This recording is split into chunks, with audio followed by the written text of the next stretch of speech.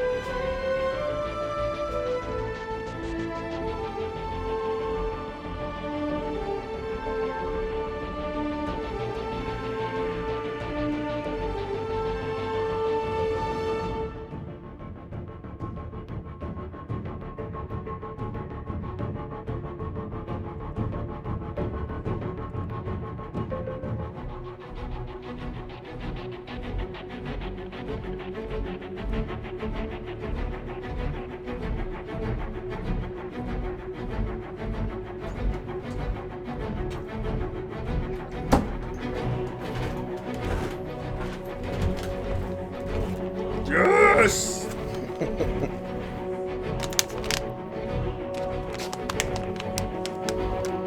How to open?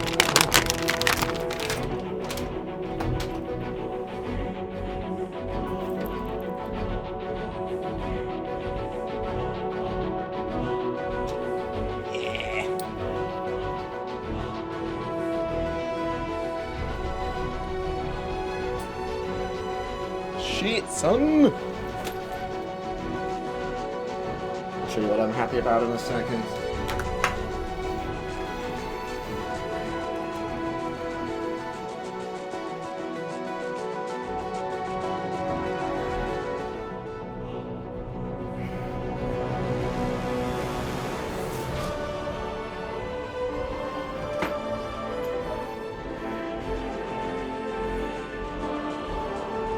Yes, KBBW. We'll talk about that in a second, actually.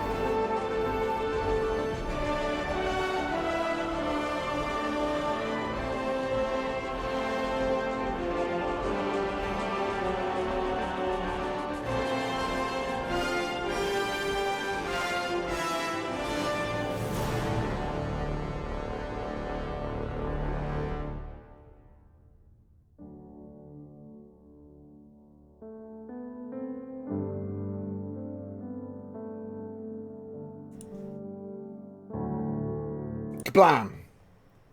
Let's end the music. Hello. Okay, so I'm BoredGamer. Hello. That's why you're here, I suppose. I'm happy about this cable arriving. That's what I was happy about. So I ran downstairs. It's a XLR 5-pin to 3-pin cable, and it allows my... I won't be able to get it set up for the stream because I literally started it slightly too early. A Roland voice transformer. So with that, I can make my voice sound like a girl and pretend to be a girl on the internet. But it's going to be cool for doing streamy things and some videos and stuff. It allows you to do some cool stuff with your voice and its hardware end, and it's got some pretty cool sounding effects that you can do.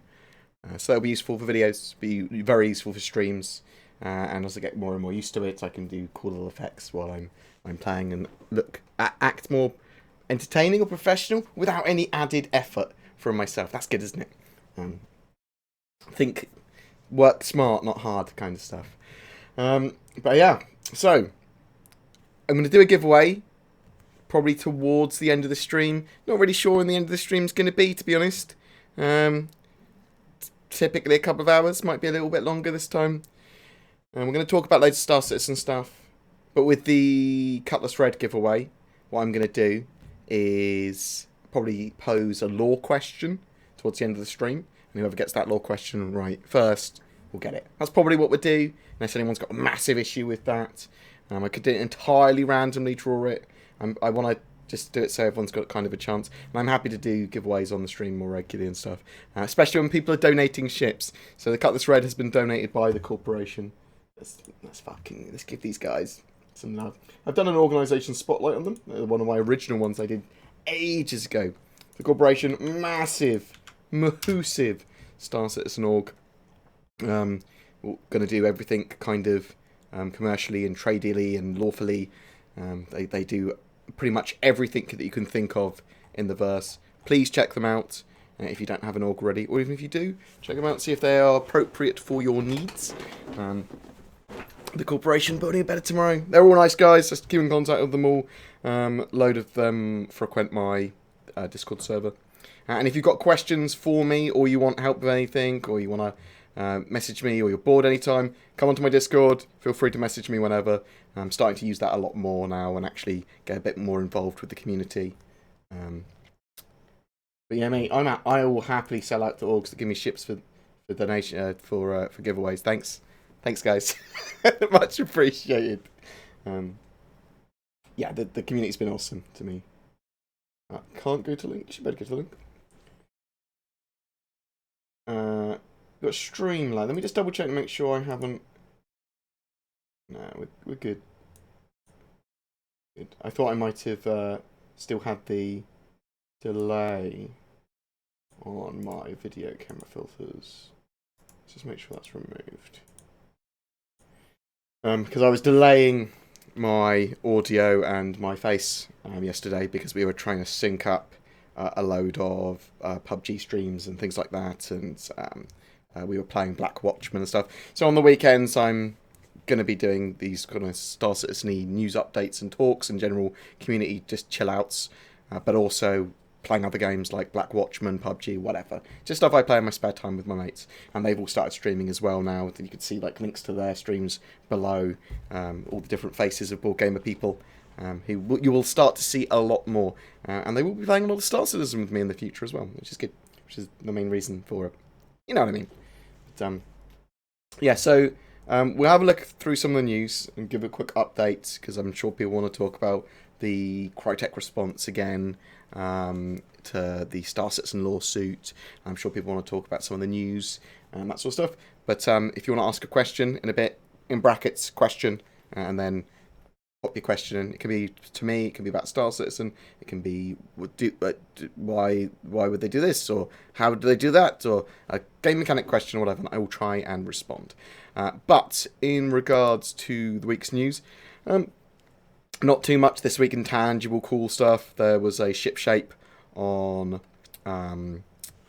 the Razor, which is the racing ship that we should have for 3.1. They did a few little updates on ships and that sort of stuff. It wasn't. It was like the pilot for the ship shapes coming this year, so there wasn't a huge amount of information or data on that. And throughout the week, we had like Reverse the Verse with Jeffersonelli, which is cool, but it's all music-y stuff. We had a cool picture actually in the newsletter, which was loads of people eating. They used to do loads of stuff on the mess hall, and they stopped for a while. But now they've got food ready, which is, I mean, it's coolish looking. It's a little flat compared to what I expected. It's like almost the food's bump mapped, if you know what I mean. Yeah, but it's cool. It's I love the fact that each of these knives and forks and stuff are usable items. Although him holding it like that's a bit odd. You can see there. That kind of grabbing it really aggressively with their hands at the moment. But I suppose you can't have everything. I do like the fact they're all like individual interactable items. We can go up and pick up a knife and go, "Fuck you, buddy!" and just walk off with his knife. Which I'm hoping that's very much something that everyone would do in a playthrough of Squadron 42. Just steal all the cutlery. Let me link. In the links below, you should find links to like the newsletter and all that jazz. But for people that can't see that, there you go. That newsletter one should give you all the information you need. Production report stuff. So there was a little tiny production report. We are getting the new website this week at some point, and the new roadmap, which is going to be great because we will have more than a paragraph for a production report. This one basically just goes over stuff they're working on that's probably going to be in 3.1. They talk about gameplay and code optimization, lots and lots and lots of different animation and just general optimizations that are all going in 3.1. What else we got? They talk about parallel updates, lots more optimization stuff, building on core gameplay. So expect that the flight mechanics are going to be significantly better in 3.1. The combat's going to feel a lot better. There's a lot more balance and thought that's gone into all of the mechanics, and there's going to be more flesh on the bones of the ones that we currently have in 3.0, which is what we need. We need more missions. We need more things that work. Like, I don't want to be able to think that it's going to crash constantly when I'm trying to do cargo runs. I want to be able to access the Mars Eckhart missions easily, and we'll come on to that in a second, actually. I want to be able to, and the Ruto missions easily. I want persistence to work. And these are the sort of things that are all going to be in 3.1 in a hopefully stable format. And that is very much the focus for 3.1, so I do very much suspect that is what we will get. We're going to get a load of new ships as well, like the Terrapin, like the Razor, and that sort of stuff. We don't 100% know what ships we're going to be getting. A lot of them are near completion, near flyable, and it's whatever they have ready for the end of March. So 3.1 is coming at the end of March. It is the quarterly release schedule that they're now adhering to. So 3.1, end of March, 3.2, end of June, 3.3, end of September, 3.4, and the last major patch of the year, December. It's potential we can have Squadron 42 released this year. We'll have to wait and see. We don't fucking know. We'll know a bit more on the 25th of January and later on this week. So 25th of January is an ATV special on Squadron 42. We should be able to discern a lot of information from that. And with the updated roadmap coming with the website this week, we might have some more little nuggets of information about Squadron 42. The fact that they are starting to release schedule updates and stuff on it suggests that it's near completion. But as we saw, and as they omitted with the vertical slice that we saw towards the end of the year, it wasn't ready yet. It needs work with the AI. It needs the scanning mechanics to be fully in. There is so much polish work to do with the animations, and that could take a few months. That could take a year and a half for all we know. So we don't have a time scale for that yet, but we'll hopefully get better and better estimates or guesstimates with it. And CIG don't really like to give hard release dates. It's likely that once the game's actually complete, there'll be a month or two before it's released, Squadron 42, for marketing. Probably. Not definitely, but probably. Hello everyone, by the way. Love your faces. Like, 2018 started off to a great year. I'm a billion times more stable mentally, which is great. I'm being able to manage my depression and anxiety 1,000, if not more times better. Thank you very much for all the beautiful messages that I get pretty much every day. People sharing their stories with me with their forms of depression, anxiety, mental health problems. It's very much appreciated. I will happily listen to anyone's story, and I'll happily give advice where I can and stuff. But thank you very much, Soul.Create. Thank you for the host. But it's very personal to some people. If I can help anything just by sharing my story, that's great. And there are lots of services below. For example, there is links to No Stigmas, who are a worldwide peer organisation for mental health that help break down like the barriers to talking about it as a taboo, which is absolutely fucking great. And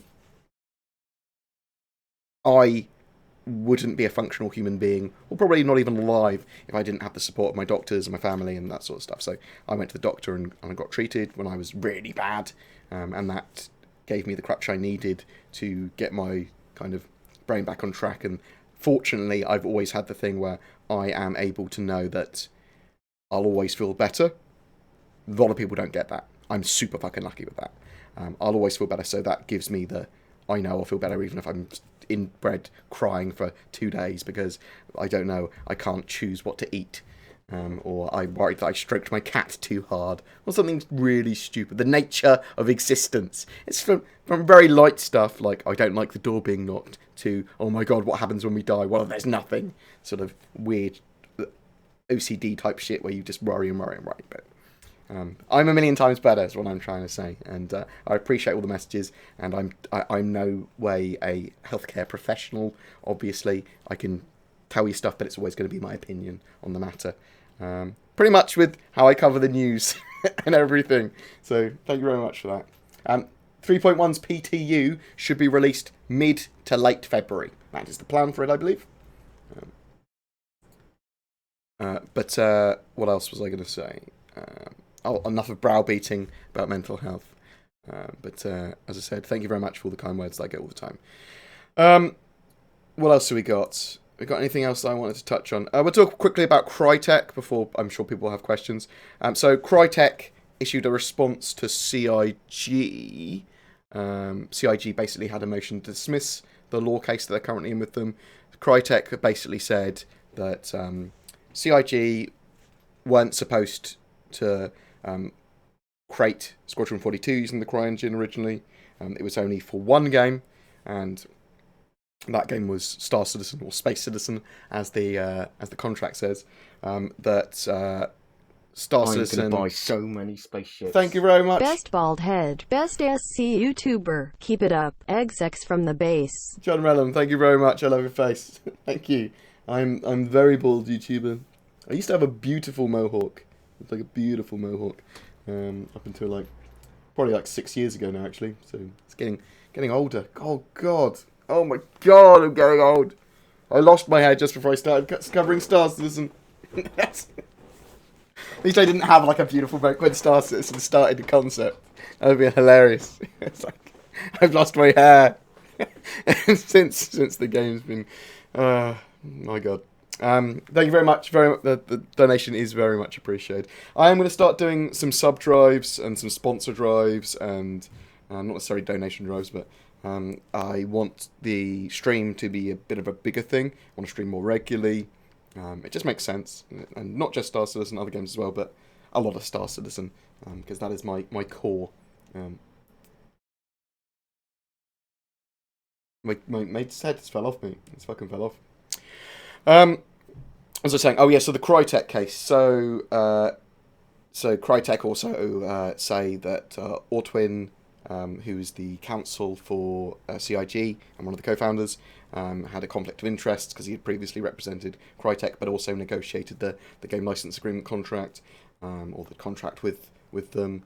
That Bug Smashers, CIG showed off some code that it wasn't supposed to.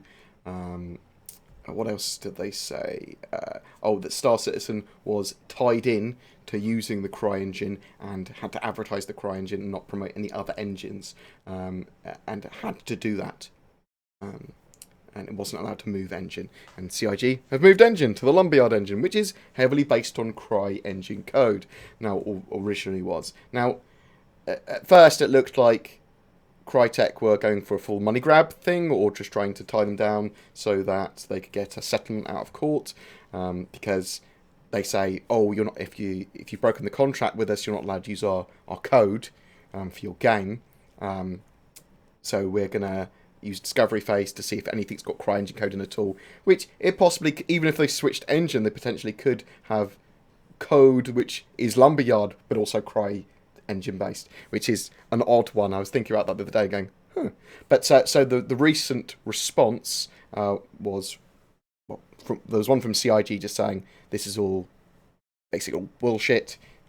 Here's the game license agreement. Thank you very much, Affy76. Here's the game license agreement. I love your sub, Lila. And it disproves all these points, which it kind of, for the most part, does back up CIG's claims in defence. But then Crytek have then responded again and said, look, all our original points stand, we will sort of semi-retract what we said about Ortwin's conflict of interests not being resolved, because Ortwin apparently had a signed waiver allowing him to do that, which would have had been signed by both parties, I believe. This is very much my opinion on the matter. I watched Leonard French's video, and I've got the case files. I've read them all.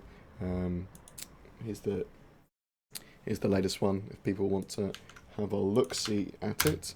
But check out Leonard French's video on it, because he does a good video. He does a mean video. But we're just waiting now to see what happens next. Potentially CIG could respond, or they're just going to wait to see what the judge says. The judge will either dismiss all the points, or some of the points, or not. It's likely that some of them will be dismissed. Potentially none of them could be. Dismissal just means that, well, it's not worth the court's time, basically, if they dismiss them. If it's worth the court's time in any way, it's like there is a lot of ambiguity in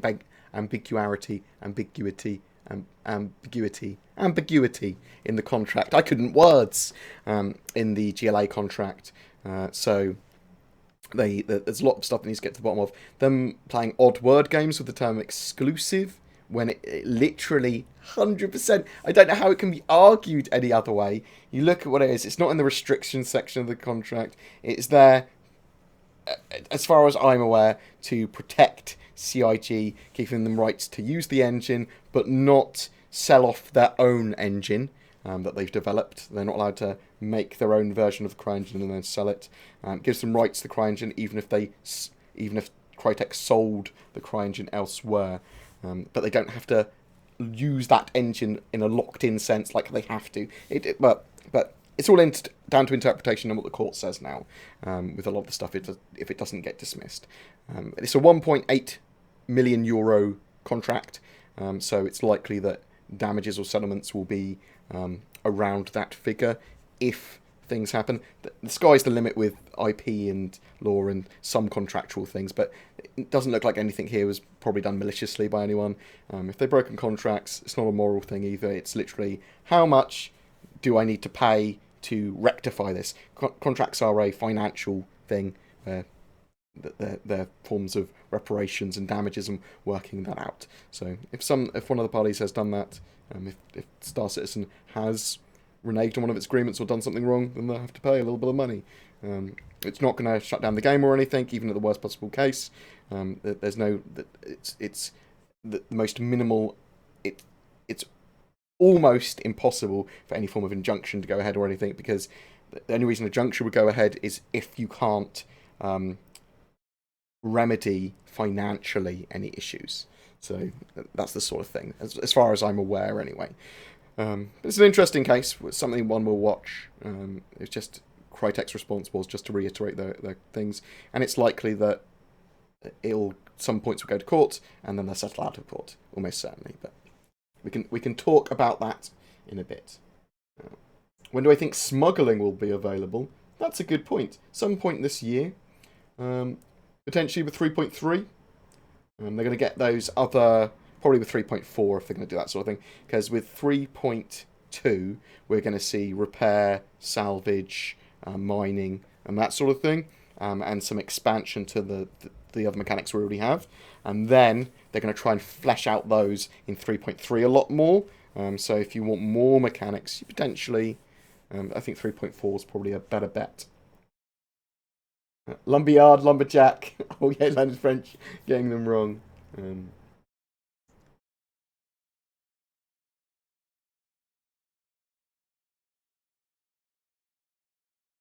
The main thing I had the problems with is these contracts that were originally written are so ambiguous and vague, with mistakes in as well. It's got Space Citizen rather than Star Citizen.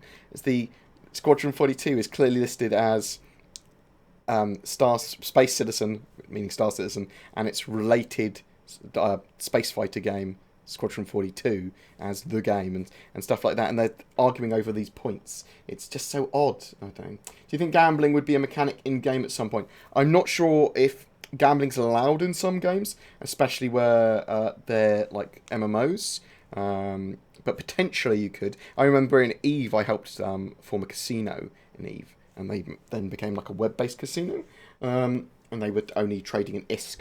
So, yeah, you could potentially have gambling, I suppose. I'm not sure about the laws in-game at the moment, though. So the giveaway, towards the end of the stream, I'll pose a law question about Star Citizen, and it will be the first person to answer it, if that's all right. We don't 100% know about the health financially of Crytek.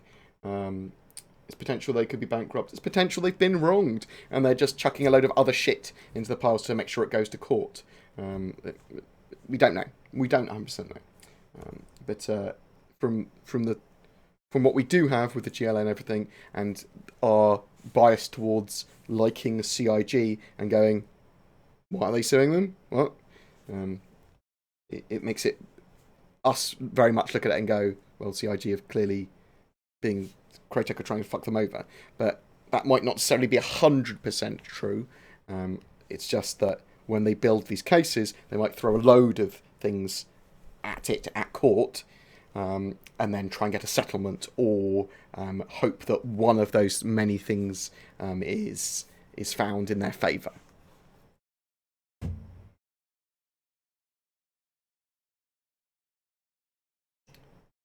Are they going to have Sino jumps in Star Citizen where you can have someone light a beacon that's several systems away and a battle group and capital ships jump straight to that point? Yes, there's going to be nav beacons that you can place. Also, there is going to be quantum linking as well, so you can literally link everyone into the nav computer effectively of the lead ship, and they will all jump with him. I thought quantum linking was actually going to be working for 3.0 because we saw hints of it in the PTU. Will land claims be ready by 3.1? No, I think they're actually trying to get them ready for 3.2/3.3. Land claim wise, I expect them more for 3.3. And if I don't answer your question, leave it a good few minutes, not like a minute or two. Give it a good few minutes, and then you can ask it again if you think I haven't answered it. Yeah, land claims tier 0 will be in 3.3. And we might see some base building. It might not be Pioneer base building, but it might be like dropping turrets and stuff off at planets. And some of the other ways that we'll be able to place structures on planets. Outposts are, as far as I'm aware, exclusively, solely built by Pioneers. But there are other structures that Pioneers do not build that will need to be placed as well, by other means. Do you think the Hammerhead will be self-sufficient with a full crew complement, or will you have to swap out civilian components and skeletal crews if you want to play solo?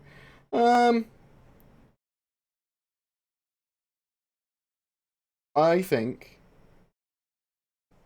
So the Hammerhead's probably going to be a medium-range large ship. It's not going to be like the longest-range capital ship or anything. And what I mean by that is that occasionally it will have to go and resupply more occasionally or more regularly than a larger ship like an Idris would have to. That said, you're going to be able to, with most of the turrets, put either an NPC in there or an AI module with blades that will target certain things and fire at certain things. So yeah, you can play solo or you can play with a full crew. Up to you. I would suggest that probably a skeletal crew is probably the better option rather than no crew. Full crew will obviously be the best option, but will cost you money. Thrifty, skeleton crew. But we need the ship in our hands first to work out what is the most effective option for running it, how many of the turrets can be run. Definitely with an AI system and your modules, you might have to upgrade your computers to have all the turrets running in there. You might not be able to have those AI controlled turrets targeting much, literally, because the idea of the AI modules is that you'd give them commands like shoot all incoming torpedoes, if they're enemy torpedoes, shoot all incoming missiles, shoot all incoming enemy fighters, and you might not be able to have all of those commands, you might not be able to have some of them.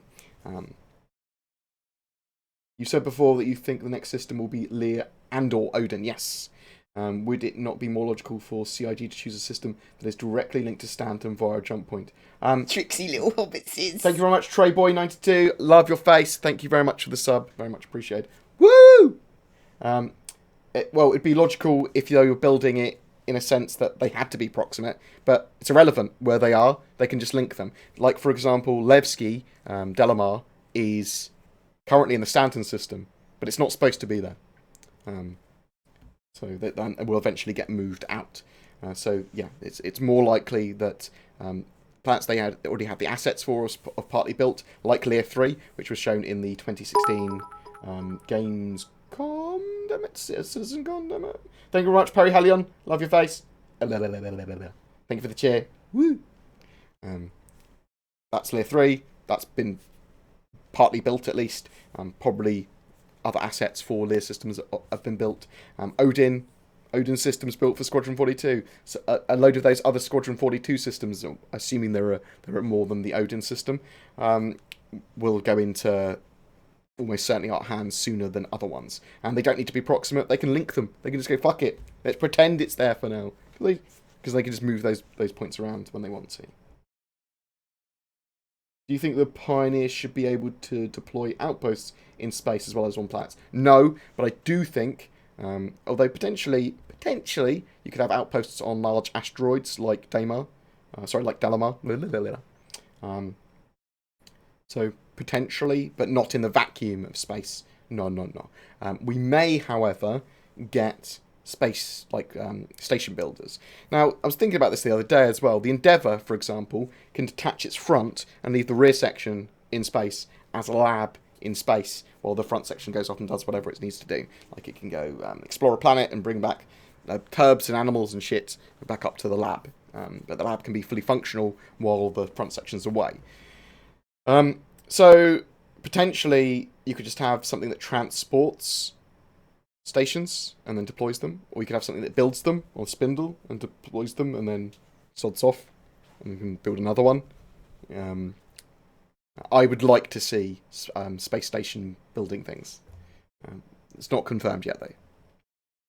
Will the ship matrix be updated along with the new website this week?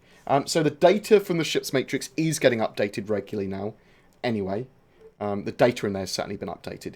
It may, however, get another update to bring it in line function-wise and potentially a little bit more information on all of the ships and stuff there as well, and a general info update. So yes, potentially. It would make sense.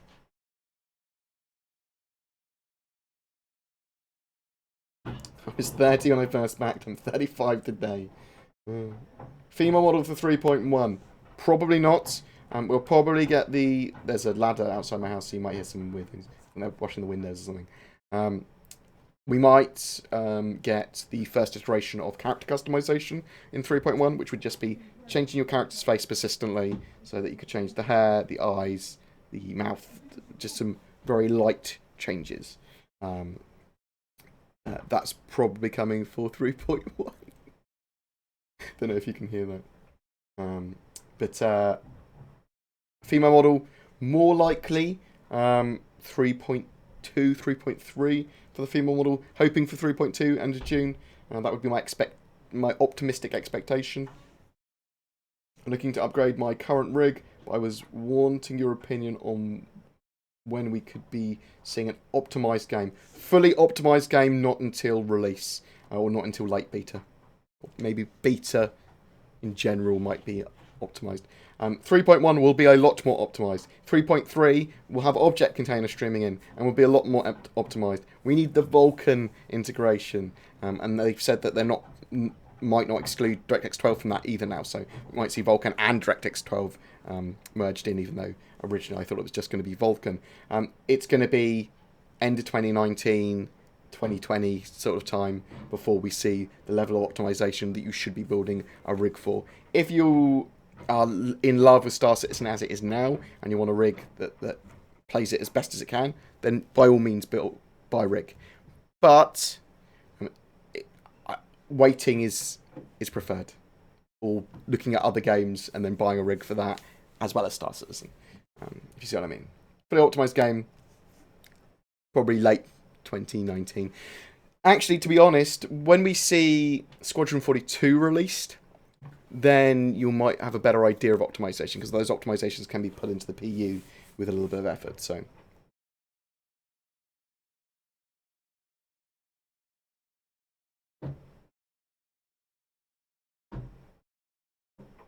can you answer why you lied about 3.1 and mining in all your videos? Or is that you don't even know what's going to happen, you just try and guess? So, Imp, good question.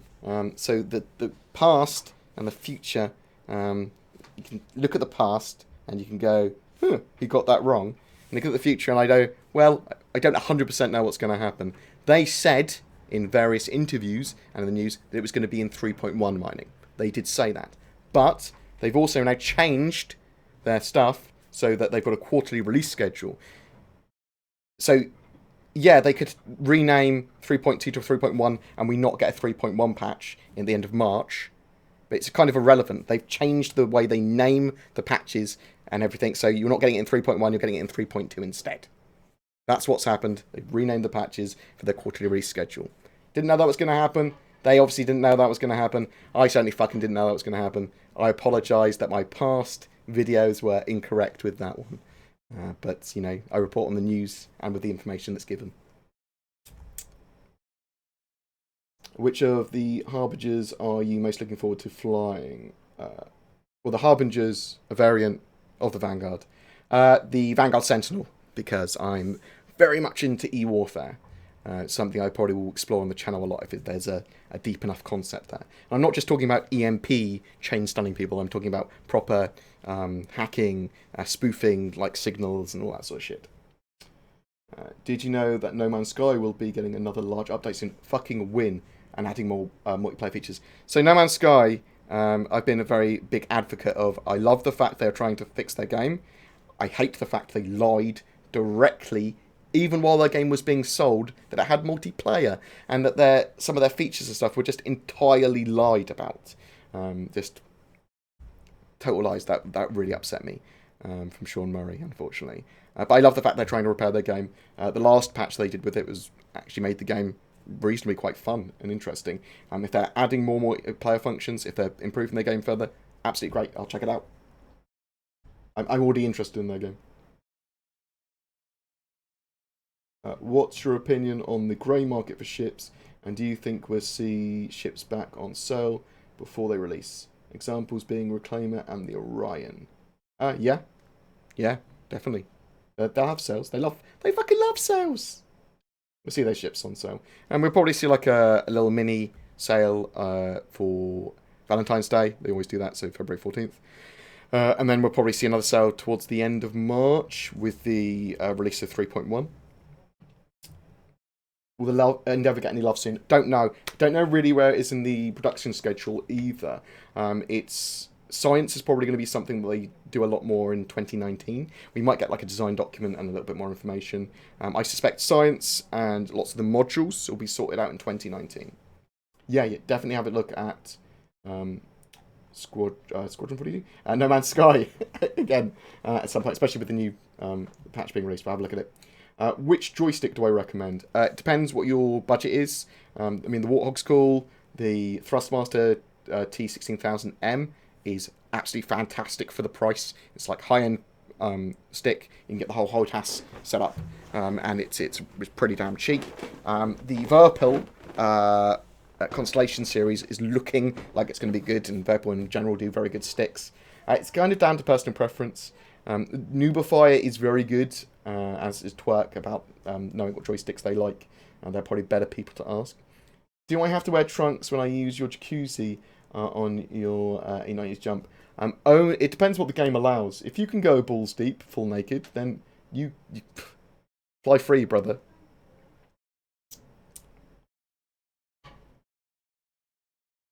Yeah, so if No Man's Sky had been sold as at like $15, $20, $15, and as an indie game, people would have loved it. It was overhyped, and yeah, you can draw parallels with Star Citizen, saying that Star Citizen's overhyped. Yeah, of course, fucking Star Citizen's super hyped. It's the hype engine times a billion, and no one has a 100% shared opinion on the scope of Star Citizen either. Like, everyone has their own imaginations of how certain mechanics will work and that sort of stuff.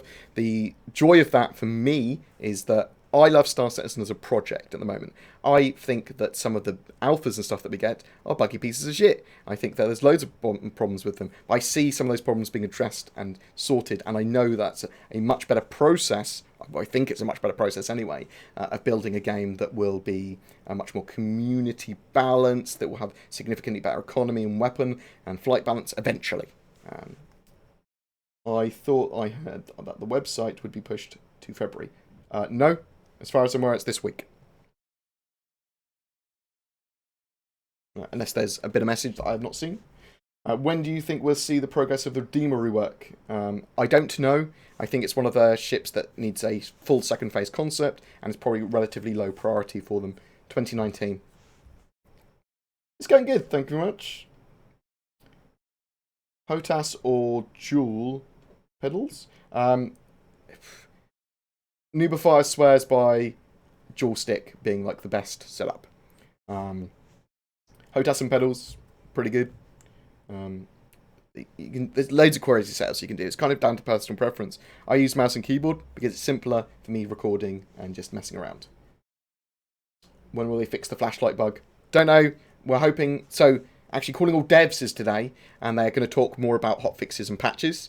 So, hopefully, we'll find out a little bit more today. I'm hoping that they have a hotfix patch soon, and I mean pre-March, that addresses the Invisible Man bug, some persistent stuff, some the mission stuff, mission giver reputation, the flashlight bug, ship health, that sort of stuff.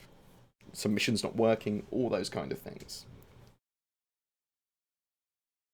Your Ryzen works pretty well, Star Citizen, does it? Good. That's good to hear. Do you still believe we'll get some performance improvements before 3.1? Potentially.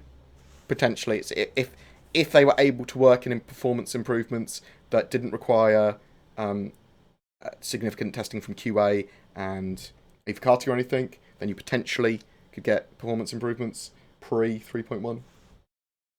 If there's a bug causing performance issues, then you're much more likely to get a hotfix for that.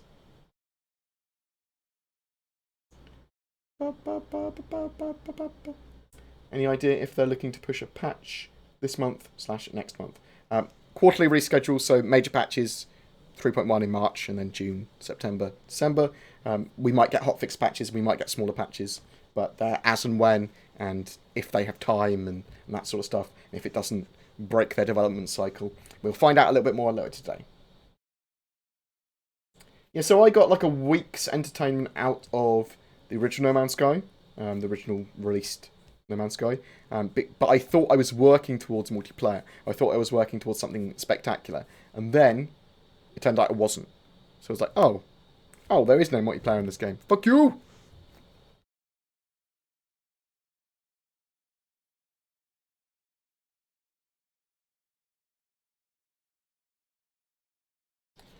Well, so they've kind of like they've all said different things about hotfixes and small patches. Like Aaron said something, Disco said something, other devs have said other things. Hopefully, we'll have a bit more clarity tonight.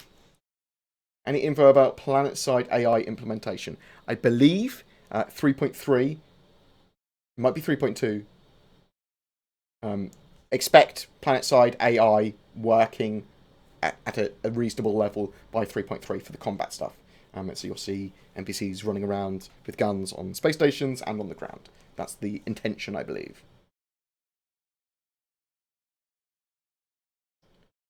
At some point, will there be the ability to add your org symbol to your ship, as well as changing colours? You're going to be able to paint your ship, so you are going to be able to change colours on your ship. And I believe there may be some shapes and decals and stuff that you might be able to use stock ones. I'm not sure if you're going to be able to add your org logo. I hope you are. I hope you can put your org decal on, potentially custom decals. That's potentially a way they might monetize the PU, saying, yeah, you can put your org logo in the game, $5. Something like that. But we'll have to wait and see. So Leonard French is probably the best person to, video-wise, to look at how Crytek's lawsuits and stuff impact CIG, but basically said no one's going to get closed down from this, whether it went one side or another, or they countersued or whatever. It's will be a amount of money that they'd settle on, or damages would be awarded. Crytek have to prove and show how they've been financially damaged by this and how much that is. So the contract was for 1.8 million euros, which CIG have fully paid that contract off. So keep that in mind, sort of thing. Is it me, or is CIG returning again to their old habits? One patch every few months, one per year since... Yeah, so it's a good point. We're going to need to make sure they keep to that schedule. They should. They've kind of promised it, and it's a hard promise rather than this is our intention. It's It's a quarterly release schedule, 3.1, with whatever they've got for it released at the end of March. So if some features might not make it. I mean, it could be a very small patch, potentially. So one of these quarterly patches might be fucking tiny, but they still have to keep to their quarterly patch schedule, because that's what they've said. We will keep them. We all need to make sure they do keep up to that. Yeah, so Cutlass Red giveaway towards the end of the stream, in like an hour or two. I'll ask a lore question, first person to answer it. Unless unless a load of people got a major problem with that, that's the way I'd like to do it. I'm not going to force anyone to be subs. I'm not going to force anyone to be sponsors, subs, or anything like that. It will be open to everyone, I think. That's relatively fair. 3.0 is out. Tricksy little hobbitses. Jaden Cattrall, thank you very much for the sub. I love your fucking face. Blah, blah, blah, blah.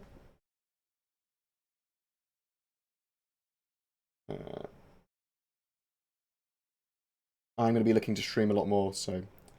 is there a list of ships that is for the 3.1 patch? Good question. There's not, but... I said but. Bear with me.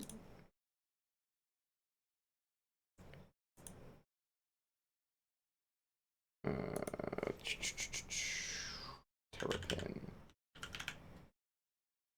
20th of January, is that going to be right? That's right. So, ships that are in the flight prep phase of the production schedule that they updated us on recently. The Razor, the Terrapin, the Reclaimer, and the Cyclone. They are the most likely ships to be released with 3.1.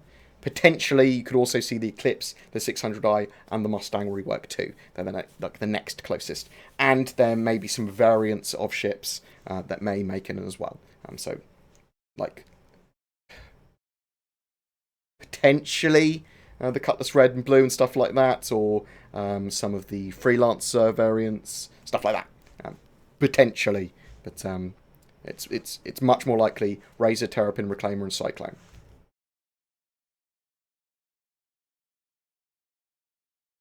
Do you think we will see the Hammerhead in the game before the Idris? Interesting. I mean, the Idris will be ready before the Hammerhead. It's whether or not that actually goes in-game, because won't be able to put it in the PU necessarily because of network issues and general issues. The earliest we'd probably see the Idris would be with 3.3, if we see it this year. We could get the Hammerhead this year. I don't know. An interesting one. You could potentially see the Hammerhead before the Idris.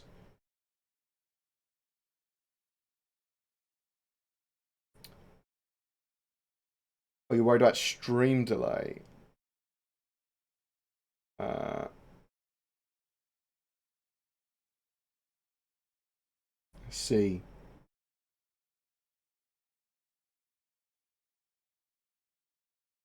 Let me see how much of a stream delay there is. Right. When people hear me say, when I get to 0, can people just say yes or 0 or something like that, just so I can see what the stream delay is like between the two platforms. We'll see if I get it at the same time. 3, 2, 1, 0. When did you get that? What do you think the ships will cost UEC-wise when we're able to buy the game? So, I talked to Aaron about this actually as well. Ships will be balanced by the community and by the QA and everything in the team as they move forwards, and then they're going to have Price Fixer and Trade Slayer, some of the tools in-game to work out the dynamic costs based on how much it costs to build the ships with raw materials. There's potentially a second delay between Twitch and YouTube.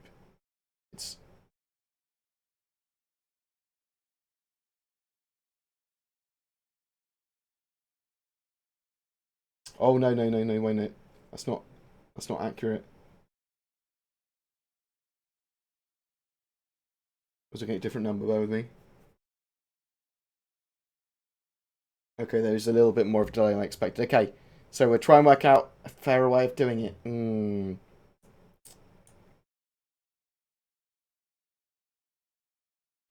Okay.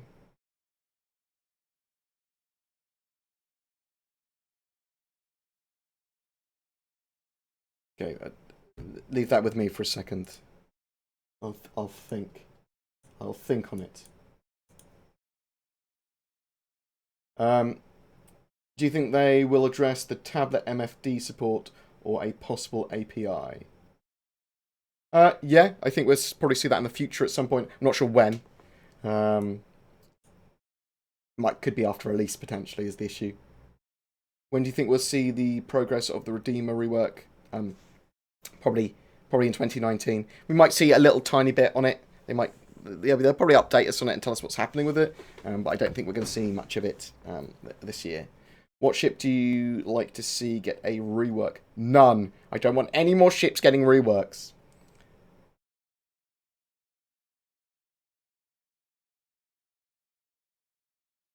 Okay. I'm going to say 3, 2, 1, and then a number. Can you say that number when I get to that number? If you see what I mean.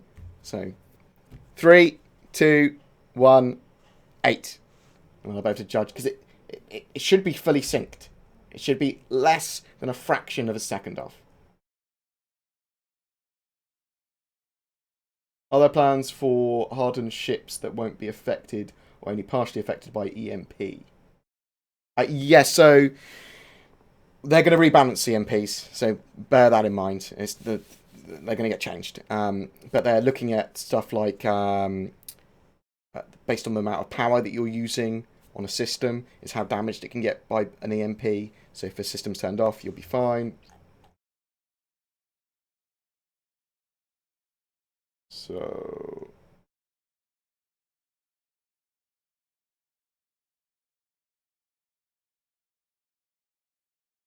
oh my god, lots of 8s.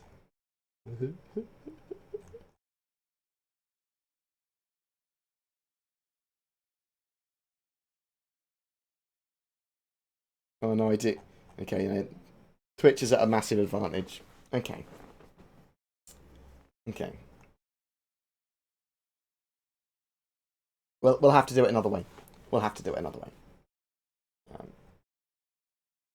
Thank you. Appreciate it so much. That's number Wang. No, yeah. Sorry, it has to be equal. It has to be equal chances. I don't want people to have to come off either of their platforms. I want them to be able to chill out there. Do you know when Mission Persistence is due in? No, I was hoping that would be hotfixed in, but it looks more like it's going to be for 3.1 now. Yeah, so with the EMPs, like the idea of turning off your systems and stuff and having redundant systems is the best way to kind of protect against them is the idea. It will be rebalanced and changed a lot. Can we enslave people in Star Citizen? I think there's going to be capturing and there's going to be probably slavery in some sense that you can sell people as cargo. We're not sure exactly how that system's going to work though when it comes to players. Or with NPCs or anything else really, but we know there's a lot of questions with players still. Do you use 2 joysticks? I have previously, but I'm currently using mouse and keyboard. Best question wins, then.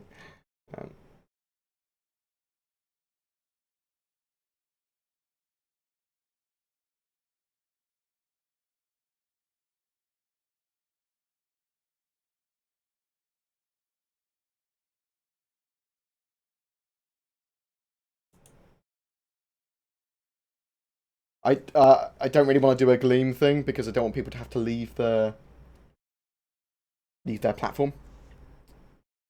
There's rules and stuff for Twitch and YouTube giveaways. All my ships spawn without doors, chairs, etc. And my vehicles have disappeared from the consoles. How do I reset my account to get these all synced up again?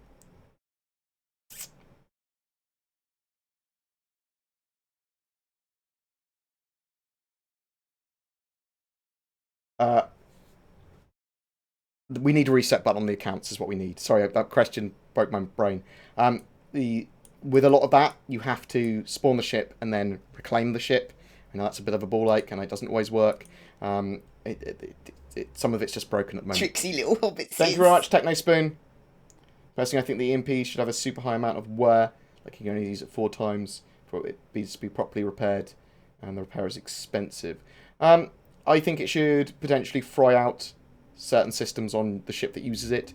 At the moment, the ship that uses it is immune to the EMP, which is insane, which makes them broken, because you can just chain use them. So they need to get the balance of the EMPs right. So they need to be effective and good. They need to be not the hardest weapons in the world to use, but they shouldn't be super easy. You know any news about the Anvil Hawk ship? Due to the fact it's tiny, it shouldn't take long to make. That is true. They do have a production cycle to go through, though. It does have some interesting animations and like flippable wings and things. So that will take a little bit of time. You'll probably see it this year, though. Is there a possibility of space collisions between space stations and satellites to happen? I don't believe so, no. I think that those large objects are going to be almost anchored in space. They might rotate and move around the system, but they're not going to hit each other. Could I potentially recreate Westworld on my land claim with my NPCs? A very derpy version of Westworld, maybe. NPCs are going to have schedules and stuff. They're going to be walking around doing their own thing. If that's the way you envision it, then potentially. We are going to have modding tools and stuff like that eventually for Star Citizen. At least that's the intention. So you'll probably actually be able to create Westworld as a mod. From what I've read, the audience of Star Citizen is older than most gamers. That's probably true. More adults than teens or kids. Yep, and because they're not an instant gratification audience, mostly, they are waiting and they're part of a project. So that's normally an older, more mature audience that has to do a bit of research. And most of them have work and family and other obligations. They can't spend as much time with gaming as teens in school and students can. Do you think that might affect the game in a good or a bad way? Well, it certainly affected it in a funding way, which means that people with larger disposable incomes that are typically richer and then teens or kids are looking at the game and funding it. It should mean that you get a better community, at least in the short term, before the game becomes mainstream, and I think that's true. Star Citizen community is the best community I've ever been part of, and I've, for the most part, had super friendly people. Some absolute cockbags as well, definitely, but you get that with any online community at all. It might be harder to find people to play with versus a less salty community. No, Star Citizen will become more and more mainstream. Hopefully it will appeal to a more mature, older audience. I don't want 14-year-olds telling me how they've had sex with my mother running around constantly in voice over IP and face over IP. In your opinion, what is the best or the best planned ship as dropship for ground assaults?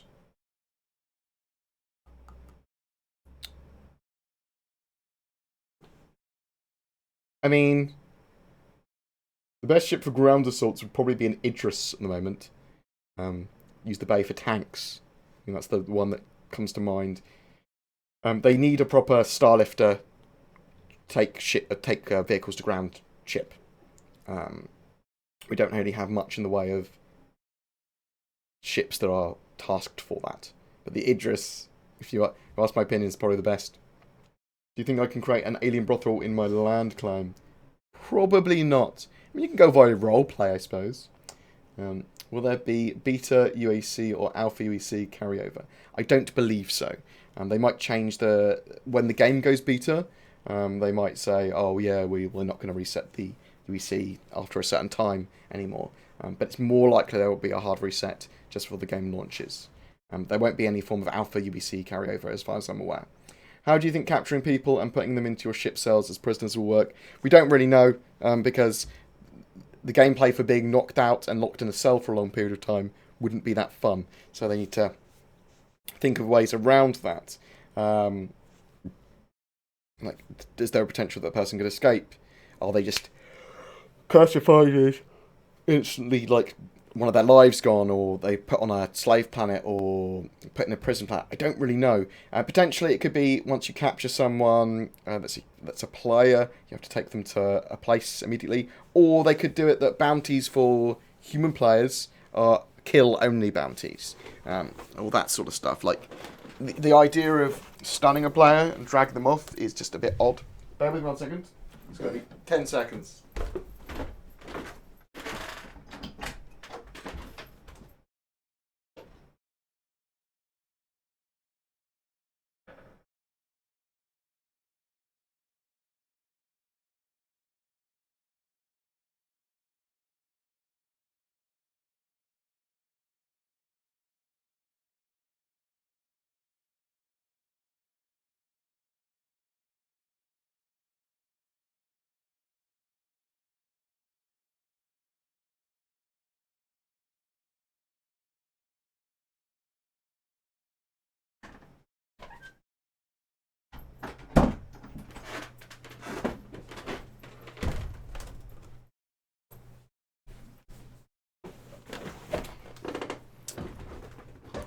with the giveaway, would people be okay with me taking the first person that answers on YouTube and the first person that answers on Twitch, and then flipping a coin?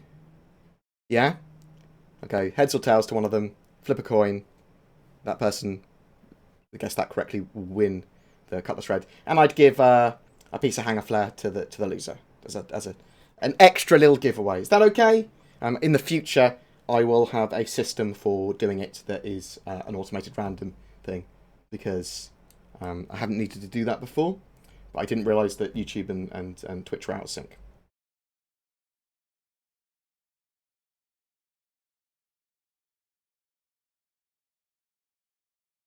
Don't need to flash, do you? I just got a load of newspaper around the corner. Can you make a video explaining the items in Dumper's Depot? Yeah, we can look at the meta in 3.0. That's a good idea. I'm not sure why I'm pushing to talk. Yeah, we'll look at the meta in 3.0 and look at all the items and what's actually worth buying or not. That's a good idea for a video. There's no one piloting the ship. Will Star Citizen really be fully moddable? So the intention is that it will have modding tools and it will be moddable. That's the intention they want to do. We'll have to wait and see if that is the case, but I mean, we are the ones that will keep them to that. I will always push for mods. I'll always push for API access and stuff to all of that. I want to see mobiGlass apps being made for in-game use and just in the PU. But I also want to see these private servers that have these cool Battlestar Galactica and Star Trek mods and stuff.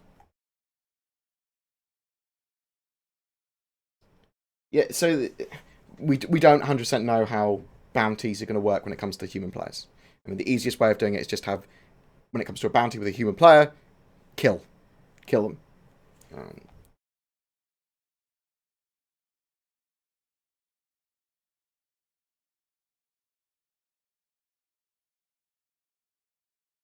Do you know if there is any scope for moving small astral bodies? So the planets are rotating and orbiting. Asteroids in asteroid fields will be moving, and rotating, orbiting, and moving around. So yeah, you can potentially push asteroids. Don't expect you to be able to push an asteroid and it fly all the way to a moon that's several billion kilometers away. Expect that there is a system for the importance for persistence. That it goes, is this item important for persistence? And then has a hierarchy, and then says, yeah, it's low, its importance is low, keep it there for 4 hours before despawning if it's not being viewed. Sound for being hosted, so I decided Thank you very much, Brower Bufu. So expect, with persistence in general, actually, it's a good thing, expect that level of importance to things like items and loot spawned on the ground will have a different importance value to shipwrecks, to asteroid pieces, to entirely obliterated bits of ships, to people's loot on their bodies and stuff like that.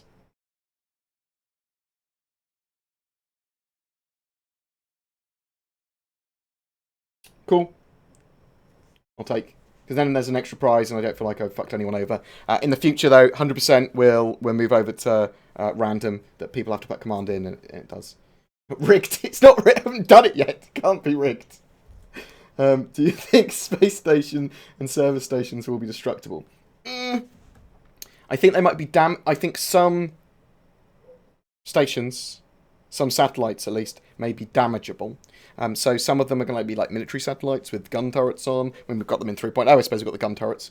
But they'll have like power plants and stuff that you might be able to sabotage or damage. I don't expect that large space stations will be fully destructible. I think it's very unlikely, in fact. But some areas might be damageable. I'm famous! Yay!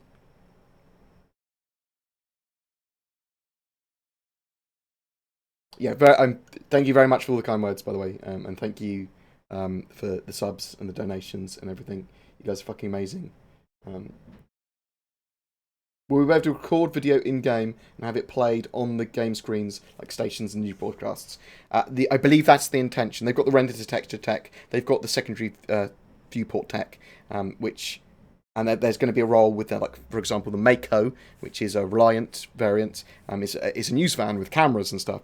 And the idea that they kind of suggested is that you'd be able to film an event live, whether that be a race, whether that be an interview with someone, the face over IP, whether that be a battle, and you'd be able to stream that live to somewhere else. That could be Twitch, potentially, it could be externally, but it might be all internally. But I suspect that's one of the reasons for living quarters and screens and mobiGlas and stuff, that you can actually watch those broadcasts live in-game. And potentially, there might be, you can earn UEC for the amount of people that are watching you in-game.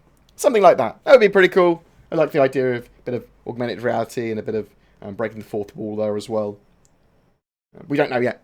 That's an assumption, but there's definitely a role for newscaster. That's what the Mako is for, and we're assuming that it's going to be in a similar way that you described there, Talia.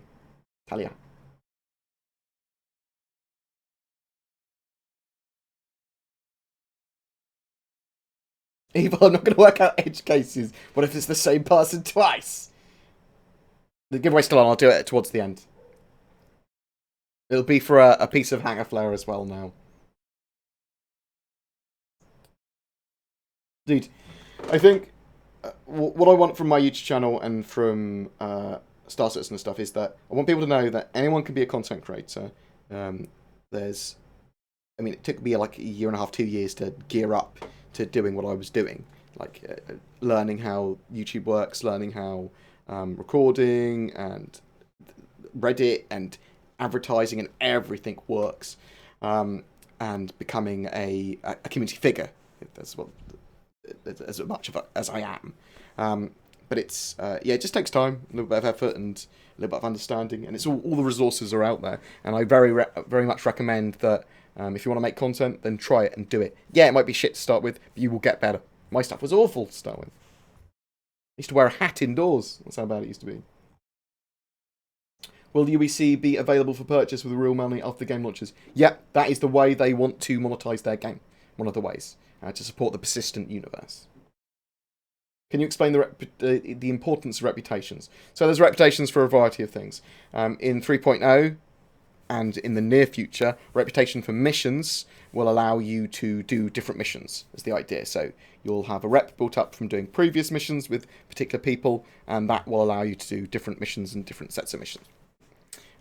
You also have reputation built with individuals. So Mars, Eckhart, and Ruto, you have more reputation built up with them the more missions you do for them, or more things you do for them, or the more people you kill of a certain faction might increase their reputation, which again would give you access to more missions or something else. There's going to be factions in game, so the more you kill the UEE, the more that the Ninetails pirates might like you, for example. The more you kill the Ninetails, the more the UEE or Crusader security might like you a lot more if you start murdering loads of Ninetails, because they are a pirate group that are around Crusader. And that might give you access to more missions, might give you more options to talk to people, more access to different gear, discounts, lots of potential stuff there. Little extra bits of info, meeting new people because of it, just entirely new mission chains and options. And the reputation also is lawful and outlaw and lawful. So if you commit crimes, you will have more of a outlawish status. At some point, there may be a threat. At the moment, there's like a threshold of you've done enough crimes that you're now an outlaw. But it might not be such a black and white thing in the released game. They mean that potentially the reputation might say, well, you're a dick, but you haven't done anything illegal. And you have to do a bigger crime to be actually designated an outlaw. Reputation for this guy is unreliable or whatever might be totally separate.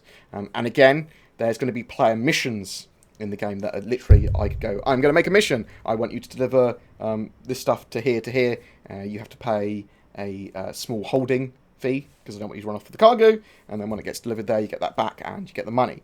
And it could be TripAdvisored or marked based on if you do it correctly.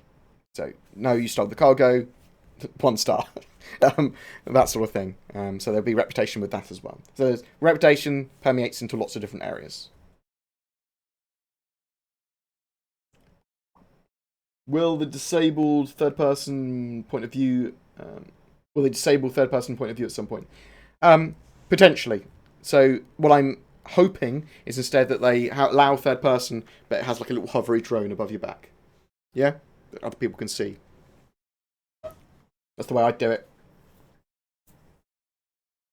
So you can't kind of cheat by, like, looking around a corner in third person without actually looking round. But you'd see like a little drone go... That would work, wouldn't it? Have they addressed how the differences in ping will work? Like, so Amazon Web Services allow them a lot of options and a lot of scalability. We need to see how object container streaming works with... Well, we need to see how server meshing works first. So we don't know, really. If they have server meshing, if they have everyone on the same server, we need a way of getting the differences in pings normalized as best they can, and then prediction working so that it doesn't feel like a lag fest or someone with a higher ping has a much better advantage to someone that has a lower ping or something like that. Why are you not showing my question? Is Hellion in better shape than 3.0? If I'm not answering someone's question, don't feel offended or like, oh my god, he's hiding something. If I'm hiding something, I'd just fucking ban you. I haven't played Hellion recently. Hellion was a bit hellish when I first played it. Really cool idea, really physically accurate.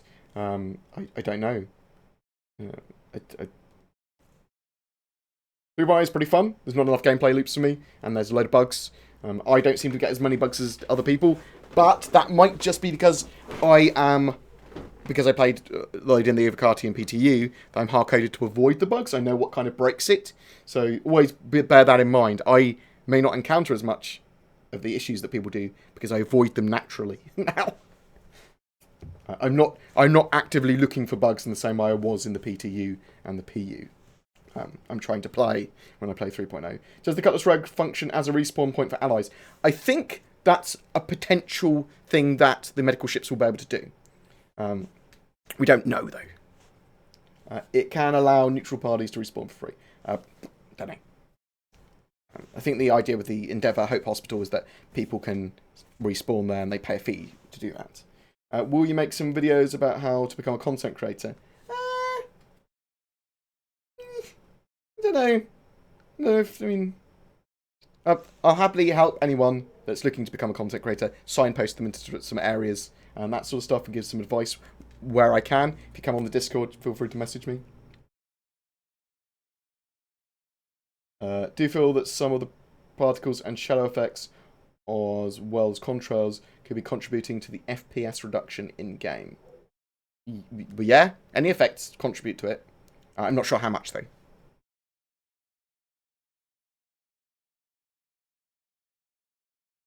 If you post the question in chat, it comes up for everyone on Twitch and YouTube simultaneously. Okay, well, I'm going to post something. This is a test. No, I'm still going to do what I said. I'll happily post the question in chat and say it. So I'll post it in chat, bam, and then say it. But I'm still going to do what I said. So I'll take the first person on Twitch, the first person on YouTube, and then flip a coin. Because then there's an extra little gift there as well, isn't there? The person that loses that coin toss does get the flower.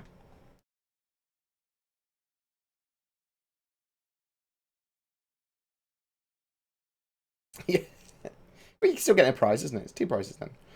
Does the Cutlass Red and Blue have changeable loadouts as far as cells and medial stations? Can they be removed? We don't know. I'm assuming that there's going to be some customization options in there. We're not sure if they're fully changeable yet. What will the ratio of human players to NPCs be? The intention is 9-to-1 or 10-to-1 at the moment. Although I suppose it's not particularly relevant. There's going to be like a god AI controlling and assuming many more than that. But expect to see of everyone you encounter in the verse, on average, for every 1 human there'll be 10 NPCs. Will capital ships be available in game for UEC? Yes, everything will be available in game for UEC. That all will be obtainable in game in some way.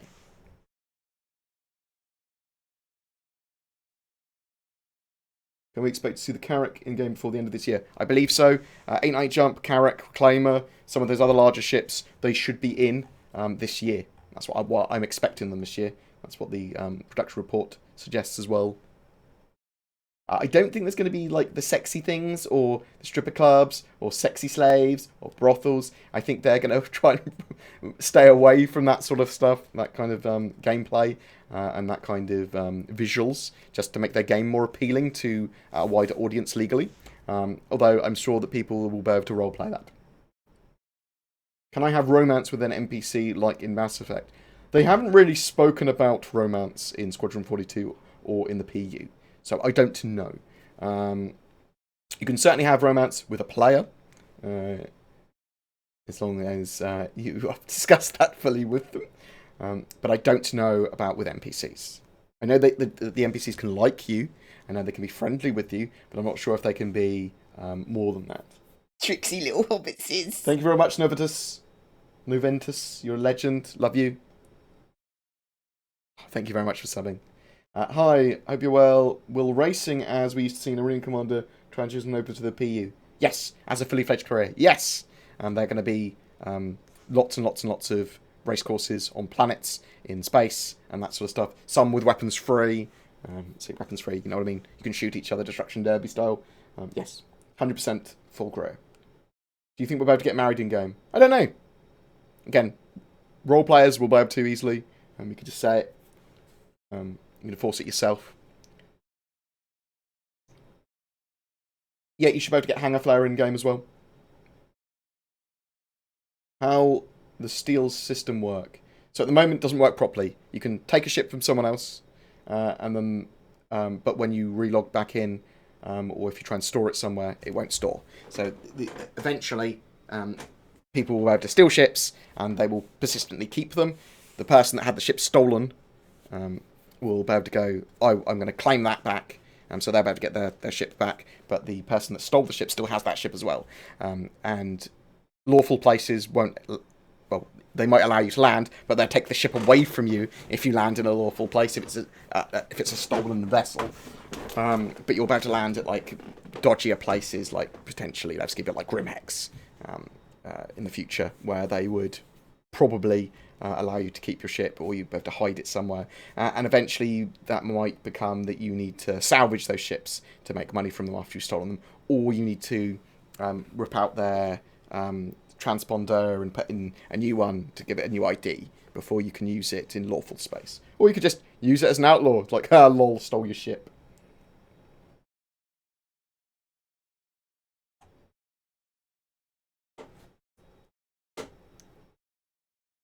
Do you think we'll see a patch before 3.1? I think we'll see hotfix patches. I'd hope that we'd see hotfix patches, Jesus. But we'll find out more tonight in tonight's Calling All Devs. How do you get to Planet Arc Corp? You can't currently. That will probably be coming in 3.3. Well, potentially coming in 3.3 or 3.4. But we don't know. Might be controversial to ask, but would you say the incentive to launch Star Citizen rather than a perpetual development business model? What would you say is the incentive to launch Star Citizen? So they can't really start making company profits until they've launched the game. They need to launch the game first because they said everything will go into development. They're not going to just want to sell Star Citizen. They're going to want to make other games. They built a studio now. And yeah, once people come towards the end of their jobs and their roles, some of them might get laid off, or they might move on to other areas or whatever. But the incentive to launch Star Citizen is that they'll make a lot of money once it launches. The 35 million they make a year should be a drop in the bucket compared to what they can make once that game goes live and becomes mainstream. It's very niche still, Star Citizen. Yeah, they make a lot of money during the sales, but they can make a lot more. There's a big gap in the market for something like Star Citizen. But yeah, I mean, you've also got to have a reasonable amount of trust that Chris doesn't just want to crowdfund concept ship Citizen. It is very much, they are, and you can see them working towards it now. 3.0 is when they've just started to deliver on their promises for stuff, and like this year we're going to see a load of stuff coming online that goes, well, this is how the mechanics of this particular thing is going to work. We're going to get salvage, we're getting repair, we're getting potentially getting those planets in the fleshed out standing system. The game's moving forward. I mean, we could have potentially a beta at the end of 2019, although more likely mid 2020 now looking at it, but we'll have to wait and see. We're learning a lot with the roadmap and website update that's coming this week as well. Is there any indication when career paths such skills such as medic will be introduced? 2.2, 2.2, 3.2, which will be in June. We will start to see salvage, repair, and some of those other careers coming in, mining and that sort of stuff. Medical gameplay, potentially you could have this year as well. Why don't they have a permanent Evocati/subscriber PTU together with Live 3.0? I think their plan is that they will eventually.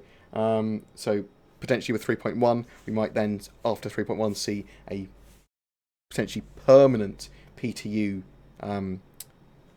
with hotfixes and patches going in. That's what I'm hoping. I like that idea. Is there any way to play 3.0 with my Lenovo Explorer VR headset?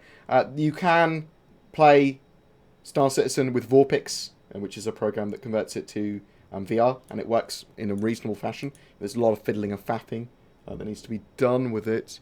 You can search for it on Reddit. There's a couple of posts. Is it in my notes? Do I have it? There you go. Put it in my notes. Have a look there. See if that will work with your Explorer VR headset. Might not, but have a look.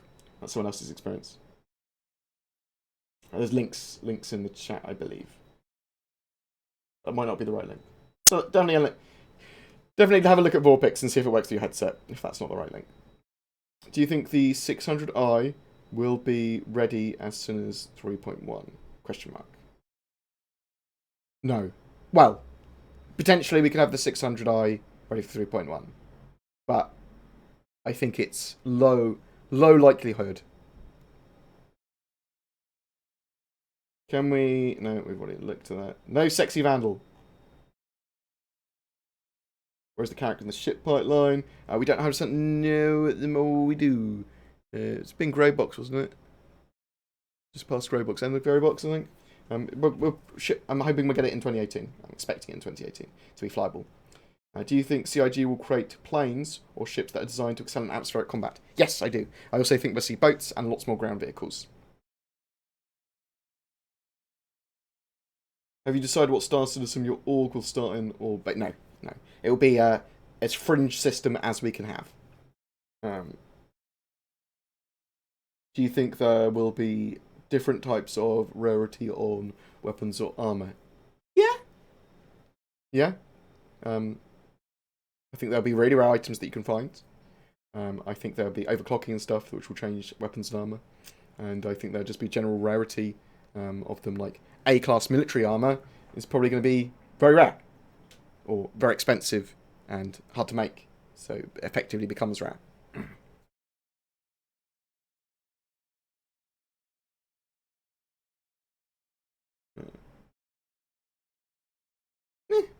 I don't care if people are rude or whatever. I don't really care. It's the internet, isn't it? People could be pricks. Just know you're a prick! Alright. You know if the crew requirements for Banner Merchantman have increased since it got larger. I'm not sure if they've updated all the details. No, I don't know. It's an interesting one, the Banner Merchantman, because we don't 100% know how it operates. They said they've got like shops in it as well, which can be tended. The pilots and stuff sleep next to the bridge. Two-parter, do you think they'll increase the size of the Polaris? No. They've got, it might increase very slightly, but not in the same way that other ships have. They hadn't refined their pipeline process until like the end of 2016, I don't think. So they didn't always build out the full interiors before estimating the size of the exterior, but now they do. They build the interiors first, and they block them out and work out the interior size before then overlaying the size of the exterior over. So they know roughly much more, well, a lot more accurately what the exterior is going to be now. What Space Industries is totally not comprehensible with the food system. What? Huh? Cockpit bobbleheads, probably. Yeah. So is your tits, because great work, long time sub. Thank you very much, Bruce. Thank you. Maybe there's a special like little Patreon video. Wow. Do you feel the flying is too drifty? 100%. It's horrible. It's super drifty. The ESP doesn't work properly. The IFCS doesn't work properly. Combat and the flight model is just horrible for me at the moment compared to what it's previously been. It needs to get fixed. If I PM Chris Roberts and ask him nicely if my career can be a pimp, I don't think he will allow you to be a pimp. When do you think the Stanton system will be fleshed out and released? I think we will have most of the Stanton system potentially by the end of this year. I think a full polished Stanton system in 2019, but we'll also start to see potentially other systems coming online with 2019.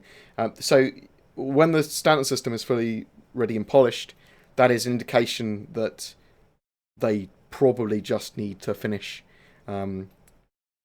polishing game mechanics and then adding actual solar systems, which can be done pretty rapidly. The only thing that will take time is like the hero assets. But all the tools and everything there, they can bang out pretty quickly with planets and systems and moons and everything. Will sell prices at kiosks be available when we don't have anything to sell? Good question. I believe they will be at some point. Yes, we'll have that data. We'll make sure that they give us that data.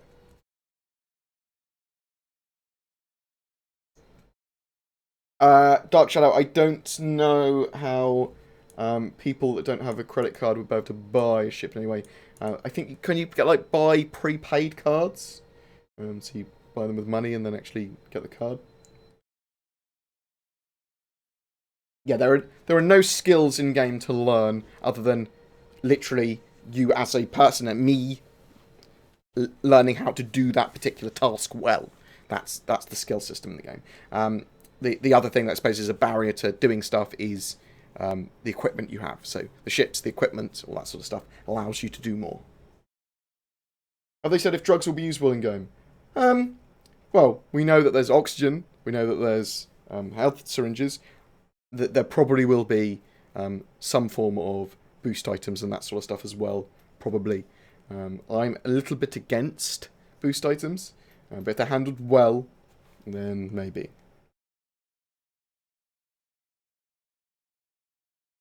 No offense. Do you think they will put the Reclaimer on sale for 3.2?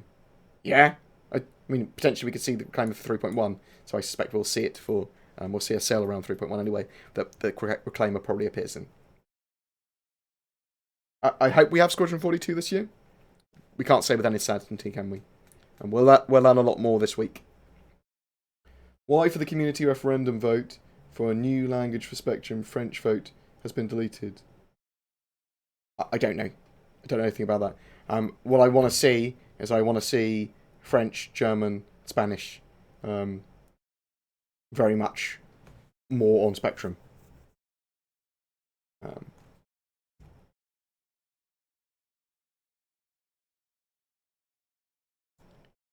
So, the Aurora MR and the Mustang, or Alpha, they have the ability to carry 2 SCU in the persistent universe currently of commodities, but you can't physically pick up a crate and put them in the box and then take a box out of their cargo containers currently. Has there been any discussion of exploring water planets with marine vessels? Not really. They've kind of briefly implied that there's going to be underwater caves. They've talked about, they implied that there will be boats. They've talked about wave simulation and a lot of effort going into water tech and stuff. Well, a little bit of effort going into water tech in the future. But we don't really know if there's going to be submarines and boats 100%, though it's quite likely. I'm interested to see what they do with water. What's your feeling on rovers for the current lighting for night driving? I'd like to see a little tiny bit more of a glow at night time, so that I can see a little tiny bit more. I don't want to see I don't want to see everything super easy, but I would like a little tiny bit more glow. And I'd like lights to work much more of a favour rather than just see a very short amount ahead of me. I think that experience will get better and better, yes. Oh, Rage Club, no worries. I'm happy to support and stream and host you guys and stuff as well. And Stormfire, it's very much appreciated. Your support is amazing. Thank you. Thank you for everyone, by the way. Like, thank you. Does saving in bed work mid NPC mission? Not at the moment, no. Saving in bed doesn't really work at the moment either. At the moment, in the future, as long as it's not a time-based mission, yeah, it should work. Any word about automatic altitude maintenance when flying under 30,000 meters of the planet or moon surface? Nope. Not that I know of. You feel the flying is too drifty? 100%. Far too drifty. Horrible drifty. They'll fix it. They'll fix it. I'll fucking make them. When do you think we can buy a gun for ships in PU 3.1? Yeah. So 3.1, we're going to have a load more items, weapons, and they have said ships for 3.1 as well. But originally, they obviously, as someone said earlier, they just say mining for 3.1, then change the names of all their patches and how they're doing their patches, and then pushed mining to 3.2. So, yeah, I expect weapons for ships, more systems for ships, more FPS gear, and ships to buy with Alpha UEC. The rail and modular weapon system for like rifles and stuff, I thought it was going to be in 3.0, so quite possibly for 3.1 we'll be able to change the scopes and stuff on rifles, if not 3.2. Probably. Suffix that with probably. How would refueling and rearming and thing around with capital ships would have a docking space? Who would you have to anchor it off a station and use a smaller transport ship? Sorry, I don't understand what you're trying to say. With space stations, you'll be able to dock capital ships with docking collars or bridges or whatever onto space stations. The docking collars on ship to ship, they've kind of moved away from, but ship to stationary object or ship to large object, they're still sort of having, I believe. So if you're redocking, refueling with a big space station, you can do that in a capital ship. And yeah, you'll be able to get smaller ships to come around and service and repair them as well. Would magnetic landing gear be helpful for landing pads? I'd like to see magnetic landing gear. You can turn them off. And I'd also like to see the grav boots come back. Or the mag boots come back. Favourite non-capital ship? Sabre? Sabre. I don't know if you're going to be able to fish. I think they'll probably stay away from nukes, probably. I don't know. They might have nukes. I suspect they'll stay away from them. They'll just have the size 13 torpedoes or whatever they're going to be. Will probably be the largest ordnance in game. Do you think the Cutlass chassis could replace the Avenger in the future? What do you mean, replace it? They're both going to have bad things. They're slightly different from each other. I cannot show you my third nipple, no. That's for the Patreons only. Are you worried that No Man's Sky is going to blow Star Citizen out of the water? No. They're two very different games. One's an MMO.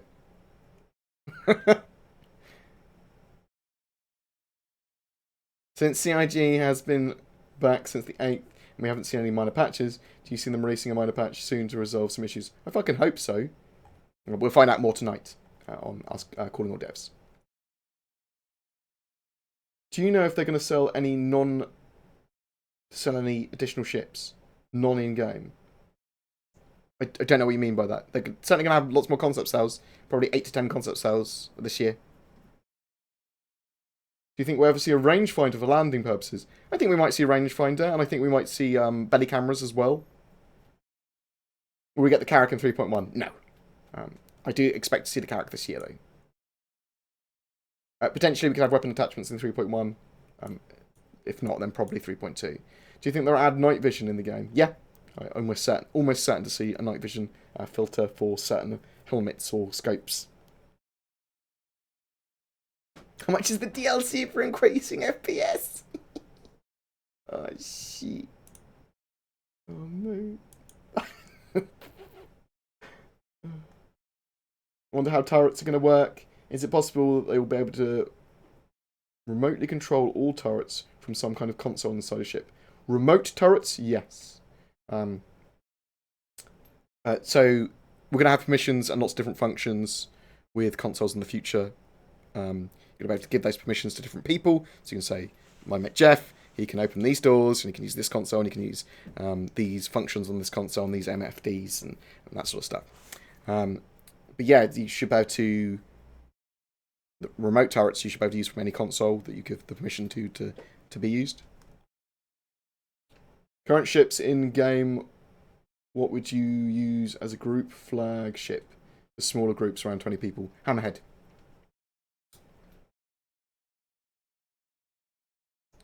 Are the larger ships going to fit in our hangars? The larger ships won't. So like Idris's and stuff. I believe they all have more of a dock in orbit kind of thing. Do you think the Polaris will be able to refuel escort larger ships larger than those capable of landing in its hangar? No. I don't think it will be able to service and refuel them. You'd need an intermediary ship like a Starfarer.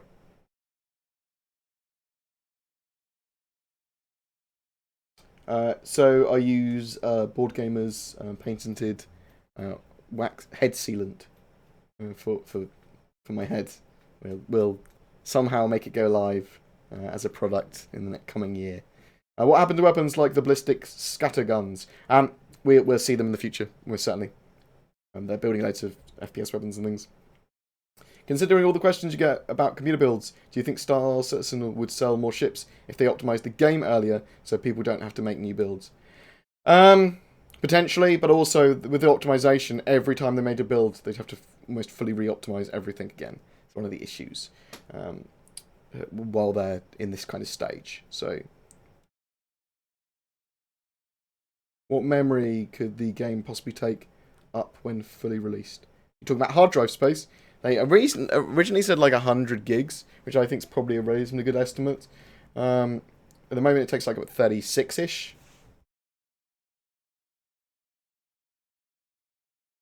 Can I catch Vandal and put one in my fish tank? I don't believe so.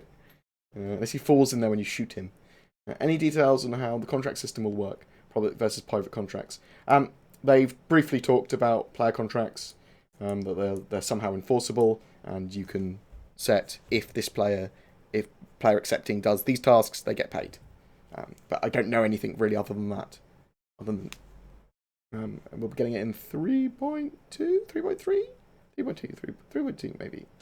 And 3.2. No, you cannot catch me and put me in a fish. Fuck you. Will terraforming be a thing? Probably in lore. You might even see it in game, but not as something that we can do, I don't believe. Any idea when the bounty hunter mechanics will be released?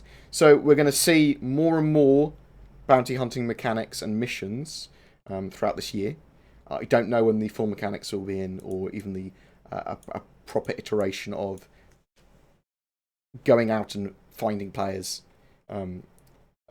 bounty hunting wise will actually be properly in. That it's not just like a go here and kill this NPC, or go here and catch this NPC. Potentially have that this year, but more likely next year. If you are into space games and love the project, this is going to be one of the best games. Yeah, I mean, I'm planning on it for be one of the games I play the most, and I love it already. But I more like the idea of, and I can see where it's going with each of the patches, and I love the project as it is progressing, that sort of stuff. So, yeah, I think it's awesome. I think it's awesome what they're trying to do. How will the ship breeding work? Can I make a Cutlass Revenger? Wow. Do you know the way? I do know the way. I can speak full knuckles. I mean, I was playing VR chat before it was cool. It's true. Planetary bodies rotate. When will they start to orbit? It's a good point. Because if they do orbit now, they all orbit at exactly the same rate. They were supposed to orbit in 3.0. I would expect to see that this year at some point. Potentially it could be... well, actually, probably in 3.3 with object container streaming. Probably in 3.3. So, September. That's when I'd expect it. With the Crytek and 600i Explorer being close in price... the Crytek is going to be better for hard exploration. The 600i Explorer is probably going to be better for people that want the luxury look and aesthetic. You'd have to be in love with the way the 600i looked if you're going to pick that. Otherwise, go for the Crytek every time. It's just a top tier military exploration ship. Do you think the CIG will add night vision to the game? Yes. I cannot play Arena Commander for the ship fitting bug. Any fix so far? The only way I've been able to change weapons and stuff on ships is by spawning them in the persistent universe, changing the weapons on the landing pad, so literally going up to them and clicking on the weapons, if you're having that problem, and then going up, requesting landing, and then going and landing. And that seems to fix it for Arena Commander. Probably not every time. That was in the PTU as well. So hopefully that will fix it for you. I don't know any other way personally if it doesn't. Am I worried the Koreans will take over Star Citizen? So there are different barriers to entry with Star Citizen. You need typically a better computer and that sort of stuff, although the game will be a lot more scalable once it's released. I think we'll see a nice big mix. I think that this kind of space sim is probably more appealing to the Western world and culture, but we'll have to wait and see. Can I for one, welcome my Korean masters. Can I capture you and freeze you in carbonite for my wall? No, that's only for top tier Patreons. Can no one tell my work that I'm chatting on here instead of working? I will find out where you work, Zero Access, you monster. Have you seen some people saying Cutlass Black will go up in price? Yes, I thought it was going to as well. I don't know. I see what you mean. I don't know if it's worth going from the Freelancer Dirt to the Cutlass Black to see what happens. I'm not sure if they are going to increase it in price anymore. I thought it was going to go up by $25. Doesn't seem to have yet. Have you ever danced with the devil under the pale moonlight? No quotes. No quote replies for you. What else have we got?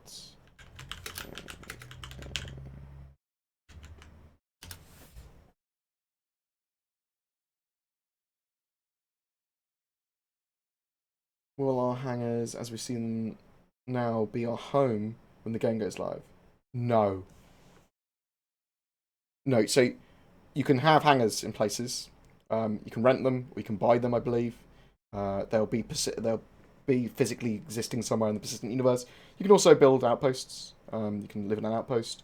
Potentially there might be apartments and stuff that you build that you can live in. You can live in your ships, potentially. Tricksy little hobbitses. Thank you very much, Comcata. Love your face. Thank you very much for the thingamajig and bob. Work on the sub, that's the one. Blah, blah, blah, blah. Sorry, I've got the Joker in my head now. Thank you. Appreciate it. Work on the female character model is coming along well. How's the LGBTQ... XYZ character model going? I think there is only going to be males and females in game. Sorry if that causes any offence, but I'm not making the game. The non-binary genders are not catered for in Star Citizen. Monsters. As an org leader, will you be able to assign ships to captains in your org? So there are going to be features coming with Star Citizen that allow orgs 2.0 that they've kind of talked about for ages, that allow lots more functionality for orgs. So yeah, you should be able to potentially have taxes for orgs, have org ships, have missions for those ships, that sort of stuff. But that won't just be restricted to orgs. As players, we should be able to give certain access to certain people. Yes, you can use my ship even if I'm not flying. Are they still planning on having PvE, PvP slider? Nope. It's more likely that they're going to be doing.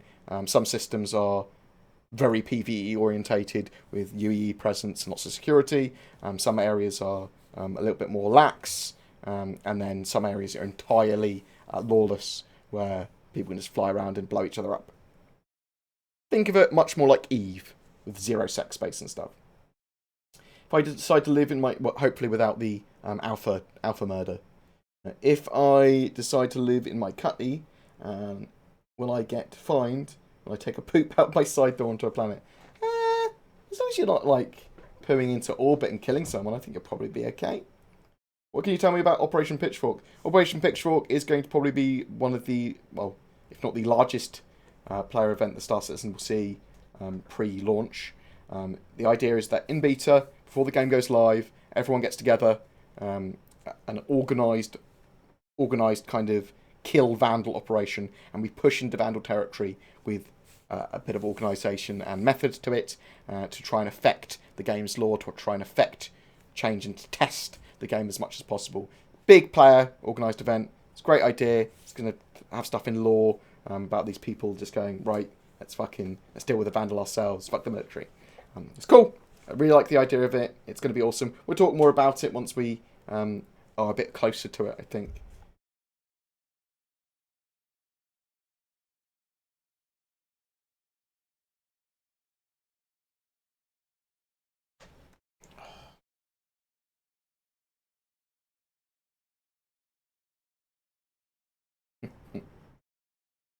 Does it seem like the racing ships are slowly getting a speed creep?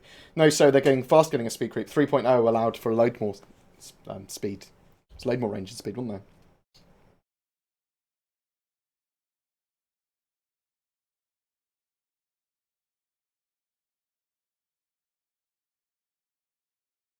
What do you think the best ship for piracy is? So that's an interesting question. I don't think there's any one ship for piracy. Piracy as an operation works well with buccaneers and cutlasses and caterpillars all working together. So, do you think they will update?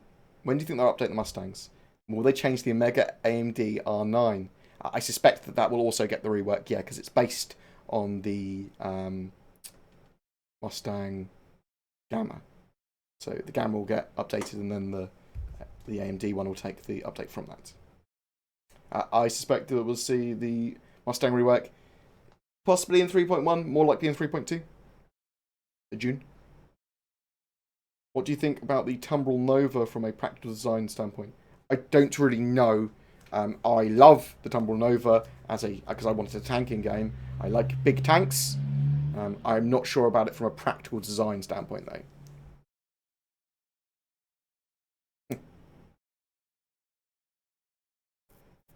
Oh, yeah, so we'll do the Cutlass giveaway in a bit. So what we're going to do for the Cutlass Red giveaway, I'm going to ask an in-law question. And the first people to answer it, one from YouTube and one from the Twitch, I will then take to the side. We'll then flip a coin for one of them. Or at least make them agree on which one's heads and which one's tails. And then the winner will take the Cutlass Red, and the loser will get a piece of hanger flare. I think that's fair. Give the person that lost the coin toss that piece of hanger flare. So there's an extra prize. So, oh fuck, I lost. I didn't get the. See what I mean? I don't want to just go, fuck you. Do you think pirates will encourage griefers? I think that it's more likely that griefers will also be pirates. Mainly because one of the griefing mechanics to prevent griefing will be strict outlaw, and you become a pirate if you're like ramming people in with your auroras in zones that are heavily protected. So that you go, well, you're doing criminal actions, you become a pirate. So the criminality rating there will be there. So I don't think it encourages pirates to become griefers, and I don't think, you see what I mean? Because I think the piracy system will encourage griefing. I just think it's almost the other way around. No, well, I don't think they're related in that kind of way, really. With the addition of handcuffs to the game, are you worried about people getting abducted and forced into BDSM? No, because I don't think there's going to be a forced sex dungeons or anything like that in game. And CIG will very much make sure that doesn't happen. All systems change if players attempt to take over PvE systems from other races. That's a good point. I mean, if you've got a large enough force, that potentially could happen, I suppose. Stuff is all supposed to be killable and stuff. The UE won't have infinite ships to spawn in, as far as I'm aware. So, yeah, potentially. I've heard the mention. That said, that the UE is representative of the entire human race's military. So it's doubtful that one org, one group of people, or even everyone rolling together will be able to have, be able to stop them. But they might.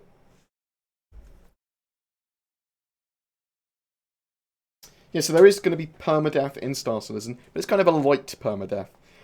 You are going to be able to die in the game. So, say someone shoots me, I come around the corner, bam! I'll respawn in a hospital. Okay? Or nearby clinic or whatever. I'll respawn there. And I've lost my gear that was on me and that sort of stuff. Eventually, if I keep on getting killed, I can be perma-killed and it will just go, you're dead. You're dead. Sorry. In that case, you have to make a new character, but that's the next of kin of your current character, and they get all of their stuff. Now, there might be like a small death tax, there might be reputation loss, and that sort of stuff. It's supposed to be, your mortality is important. You're not supposed to zerg things. You're supposed to be able to, not going to die all the time or anything. It's not going to be like everyone's starting a new character every day or anything. But there is supposed to be like a risk-reward system, and there's going to be risk to getting killed. But the idea is also that there's very good medicine in the future, so even if your ship's exploded, you potentially you can survive. That's the idea. And you will survive a lot. And there may even be ways of getting your lives back, because you might have a life limit, sort of like a fuzzy life limit, like you can die 12 times, and you might be able to get all their lives back by doing certain things. Potentially insuring yourself, and I'm not talking about with real money, I'm talking about with in-game money. Any news on the freelancer variations? Have they been put behind all other ships, even the name proposed ones? No, you should be seeing them at some point. Can a person be a member of multiple orgs? Yes, a person can be a member of multiple orgs. Some orgs will want you to be just in one org, or not affiliated with any others. Or so the idea is you have a main org, and then every other org's an affiliate. Can you side with the Vandal? Probably. Certainly do missions that are outlaw or against the UEE, or that would harm the humans and help the Vandal. What's your latest thoughts on the 600i? If you're in love with it, then it's a ship. It's certainly one I'll be getting in-game. I think it's too expensive for what it does, and I prefer the Carrack. And I already have a 890 chump, so. To encourage piracy roleplay and shipboarding, should it be the case that cargo is destroyed if you destroy a ship? So then, I think the idea is that some cargo will be destroyed, and it will be harder to collect. So the idea is, yeah, pirates will, if they are able to disable a ship and take the ship, that would be a preferable option. Or if they're able to get the ship and take all the cargo off it safely, it should be in their best interest to not destroy the ship most of the time. There may be issues and situations where they go, right, we need to kill the ship quickly, and we're going to salvage it or whatever, but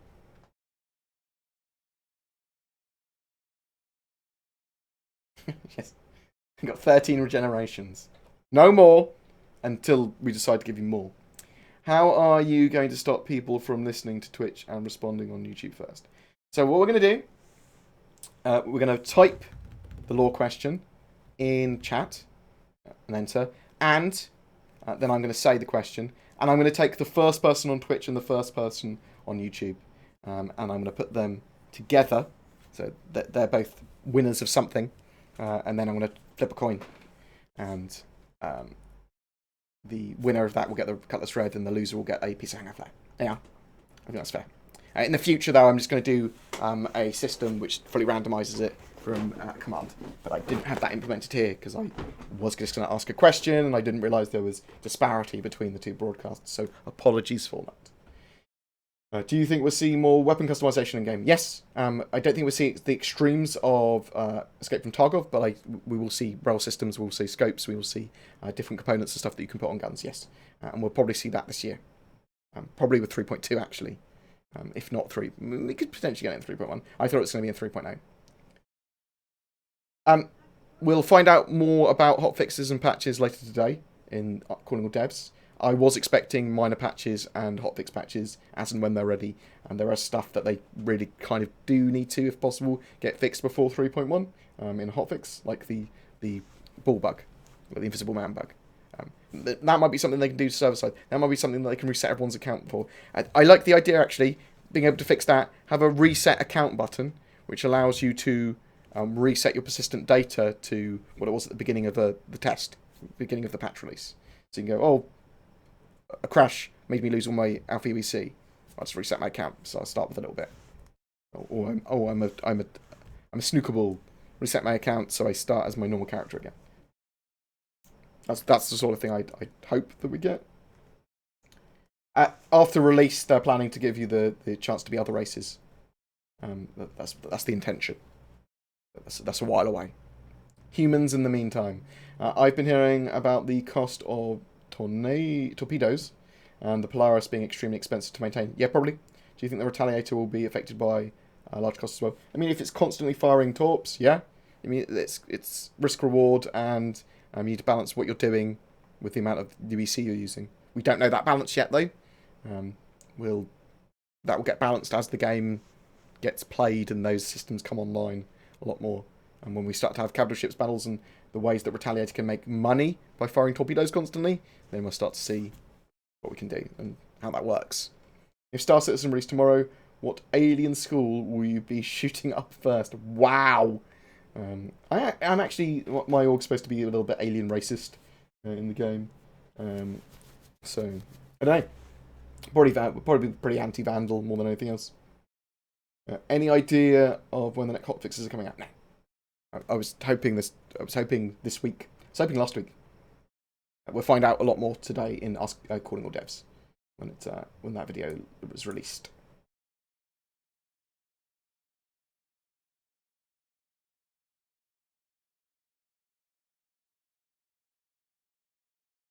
I wouldn't want any mods to win or participate, really. Feel free to participate, but you can't really win.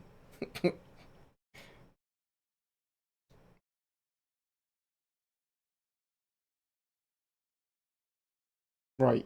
Should we do... Let's do this now. So this is a test of future giveaways as well. What I'm going to do... So this is going to be the competition, okay?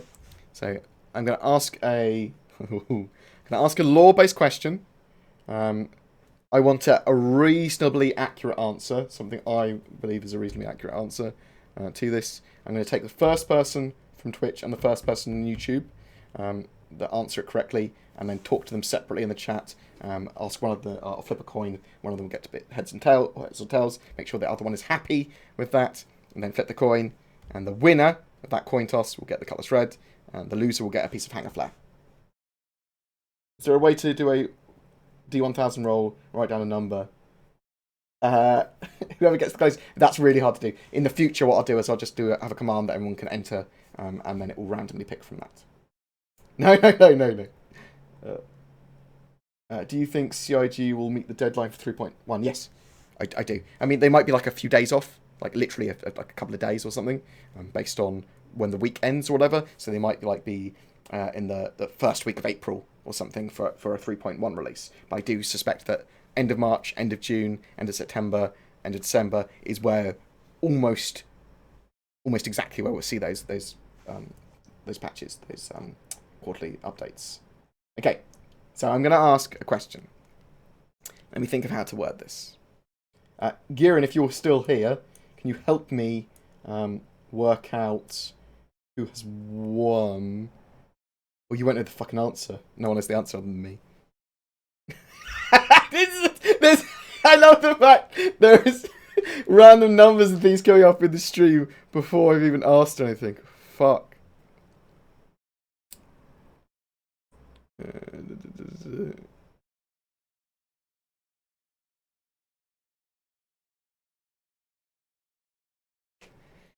Hmm.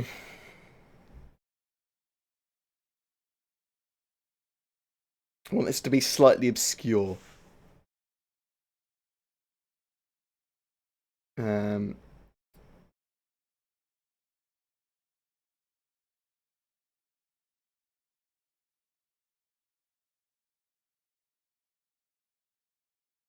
Okay.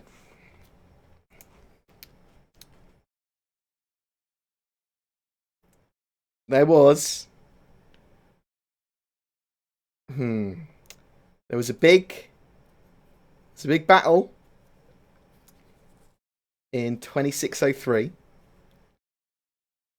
and there was a painting that was painted to commemorate that battle.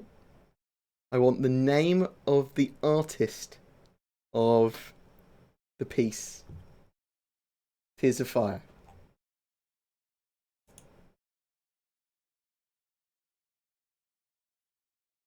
People are saying Tears of Fire because they didn't know what I was asking. Let's see. We've got one from Thingamajig. We've got one from Twitch. Already got it. The Grizz, it looks like.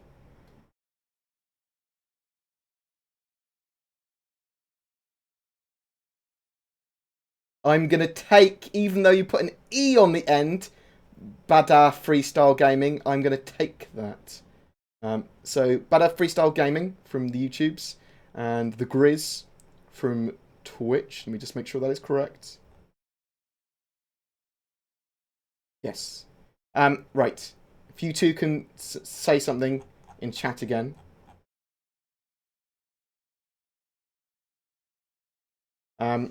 So you two both say something in the chat again. I need a coin. So one of you is going to win the 20p piece. Heads. And we've got tails. It's your favourite painting. Actually, I might get it for my wall, mate. That's a good idea. Get some cool little art. The Grizz. Heads or tails, the Grizz.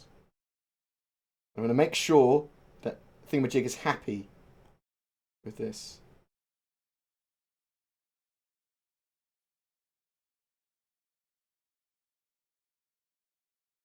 Who's the other one?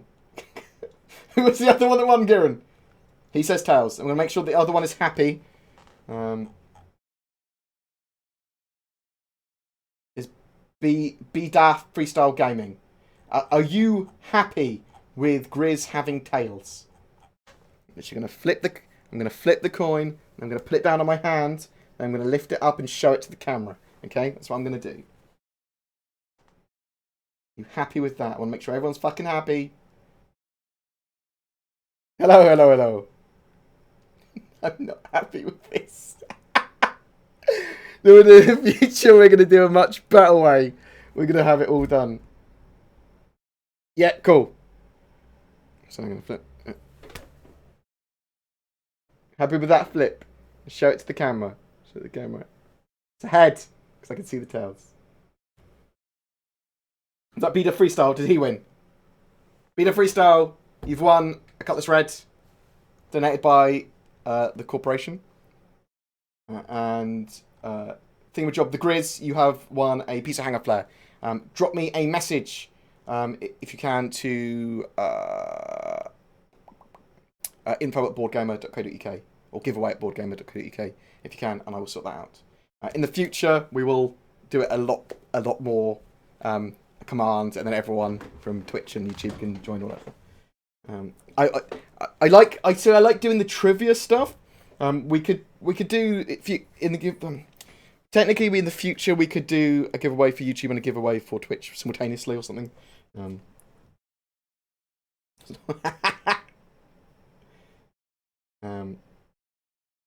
or you can come into my Discord and say I'll have to verify it to you. But thank you very much. But what else? Let's have a look at more things. I'm actually gonna probably get that picture. It's around the Tears of Fire. Looks cool.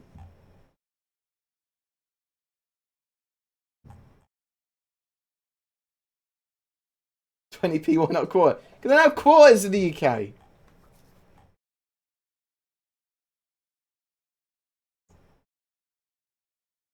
Right, any more questions? Do you have any more questions?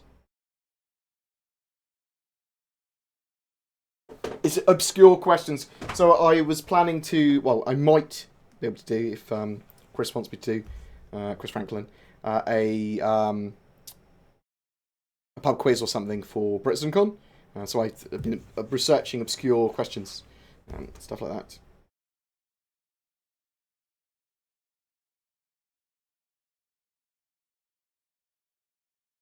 If you slow down the speed, you can see him change it out.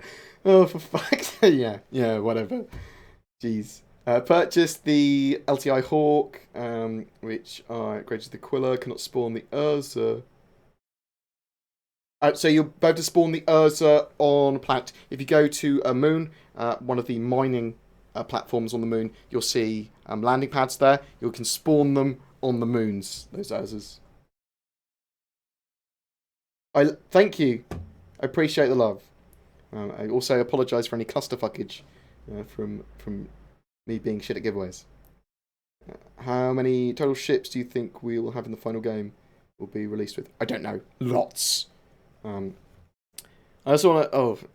I also want to thank people for signing up on my referral codes.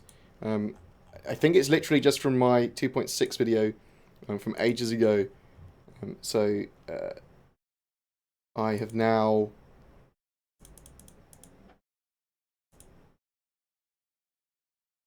look at this bad boy.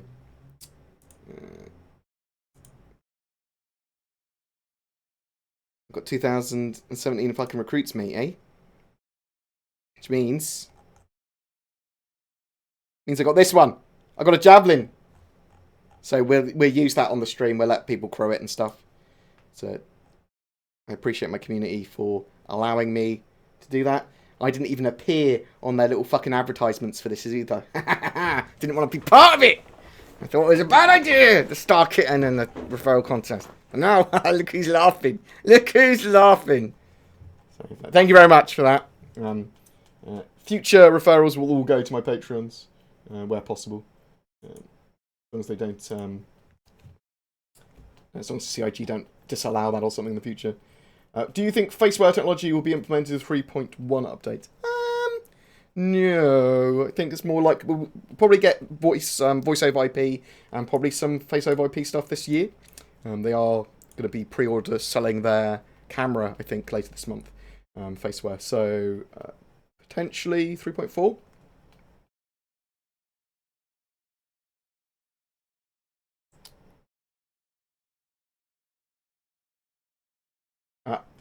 So one of the joys I get from not working for CIG or getting anything from them other than... So, well, let's actually talk about this. So, I'm not endorsed or anything by CIG financially or anything like that. And I want to be able to cover the game in the way I want to cover it. I want to be pissed off at them if they do something shit. I want to be able to talk about controversial things. I want to be able to cover the Crytek lawsuits. I want to be able to say if I think they're doing something wrong. I want to be able to say if I don't like the direction that Star Citizen's going, or I think something's paid to win, or I don't, or whatever. That's important. I need to be able to say that. I've become like a community figure now, so I want to be able to cover it in the way that I want to cover it. And I'm glad that CIG don't have that like me under the thumb because of that. However, I do feel that maybe I'm the only kind of preferential treatment I'd probably get I probably will get invited to Gamescom, CitizenCon occasionally to be part of their stream or whatever that. I haven't gone to any yet, and I would almost certainly either pay my own way or ask my stream for money and stuff. Otherwise, it feels like it's coming out of backer money. Like, there's some things that I don't want to be held against me by pricks, so I'll be extra cautious. The other thing that I think that maybe I get preferential treatment for, but I suppose it's not preferential, but it is slightly, is office tours. Like, when I ask for an office tour, they are normally, oh, we've got one here that you might be. I mean, I ask like a year before, or many months before, and they go, oh, we've got one in March, so I'm going to one in March. But I'm also hopefully be able to interview Aaron Roberts one that's like penciled in. So that sort of thing I do get, but like semi-exclusive, not rights to, but I feel that maybe because of my status as a YouTuber, because of a cover Star Citizen, that maybe they do prefer me for that sort of thing. But I don't think that changes my opinion on stuff. It does give me more content though. And I will always try and cover the game in my own way, but always as truthfully and honestly as possible. I occasionally get questions like, "Oh, how much does CIG pay you?" That's how people that are pricks talk in my head. They don't. They fucking don't. If any other content creator's been paid and I fucking haven't, oh my god, they'll be able to pay now. I'm glad that they don't pay off content creators. They might in the future for advertising and stuff. Who knows? But it would have to be in a way that didn't make them just lie like pricks. I don't think you'd be able to give away that javelin, but I'll use it for stream content, and I'll make it so that people in the Discord and people in chat can play with it. As soon as it comes out, we'll fuck around with it. Do you think Tears of Fire would have made a good mousepad? Potentially. I mean, it's a lot going on with it. With mousepads, I don't think you want too much going on. You want, like, not... There's so many colours in that photo. I probably will get a painting of that up on my wall, though. Advice. Want to do some exploration with cargo running. I went and got the Dur, but I'm thinking the Connie Aquila would be better. I mostly play with one other friend. Do you think it would be smarter to stay with the Dur, or go for the Connie? Oh!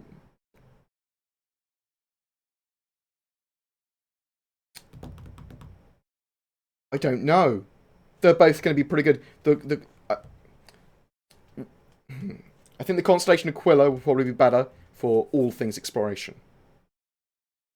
But we'll still have that ability if you remove the rover. You'll still have that ability to carry cargo a reasonable amount. So that's a hard one. I'm sorry. They are going to look at a Star Citizen HOTAS, potentially, after Squadron 42 is now released. They said, Sandy said a while ago, after 3.0 and Squadron 42 is released, which is one of the reasons I think the Squadron 42 will be released this year, because it's kind of pairing them like that.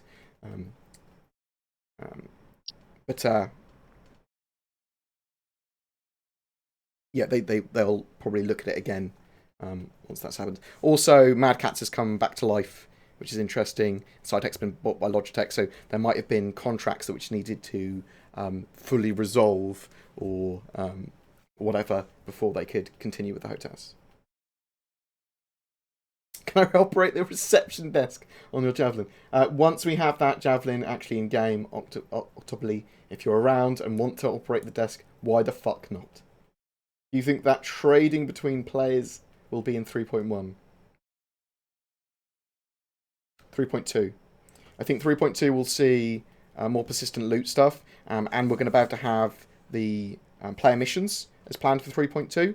So we'll probably see some form of trading, even if it's like, well, we can't trade, but I can make a bullshit mission that you can just accept and instantly complete to get money or stuff.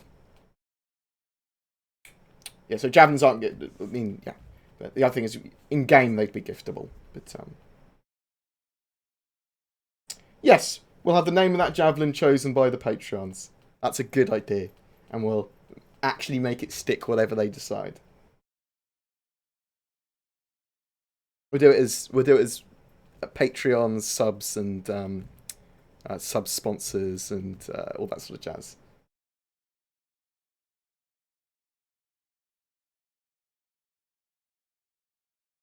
Yes, there's a load of advertising for Star Citizen on Amazon stuff and on Intel stuff at the moment. Like, they've become poster boys for that stuff. On the Intel drives, for example, on the Octanes, there's loads of Star Citizen stuff going on, which is great.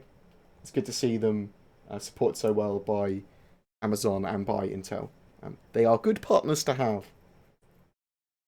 Do you find dog fighting exhaustive? It's horrible in 3.0 currently. Some of the ships have got too much health. Energy weapons are just pew off.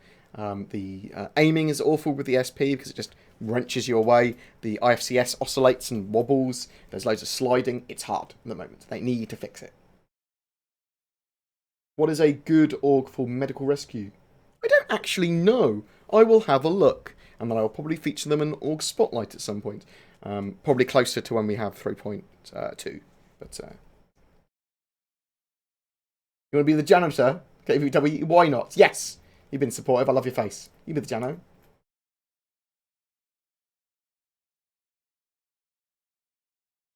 Jorvito, thank you very much for putting me in your living room. Top of the morning to me. Are you Irish? Or is that just because you think I'm British? You think that's what we say to each other? But thank you very much. I'm glad I'm on your living room. Or in your living room. Is it manageable flying with a PS4 control? Oh my god. You monster. When do you think we'll see persistence in terms of final currency wipe? Or is it too early to say? Too early to say, really. I can pull something out of my ass, though, towards the end of beta.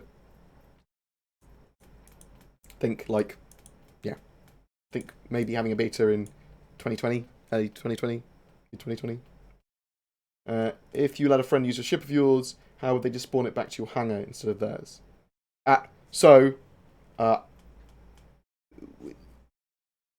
Currently, in 3.0, technically they would have stolen it. If you reclaimed it, they would have stolen it. So, that's a good point. But in the future, when they put it in a hangar, if they would let them use it, it would still be yours. You'd still have the permissions to it. And so would they. So, it wouldn't. It would just be in that new hangar. You see what I mean? The ship would have just moved. Since the Hull C got a size increase, how many Bengals will the Hull E have to carry? Shit. Yeah, I'd like to see. So really, we've got a super dreadnought, which will be the Retribution, which would be like probably the largest ship that UE have. Yeah, we probably might see like battle cruisers and battleshipy type ships that are larger, around the size of Bengals probably, but more for war.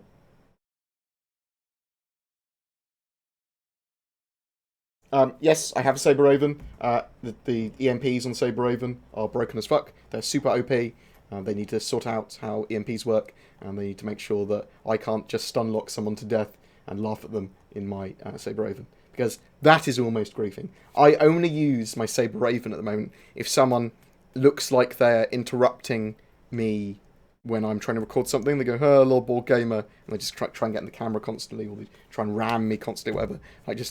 When I see them again, I will just stun lock them with the EMP until I get bored.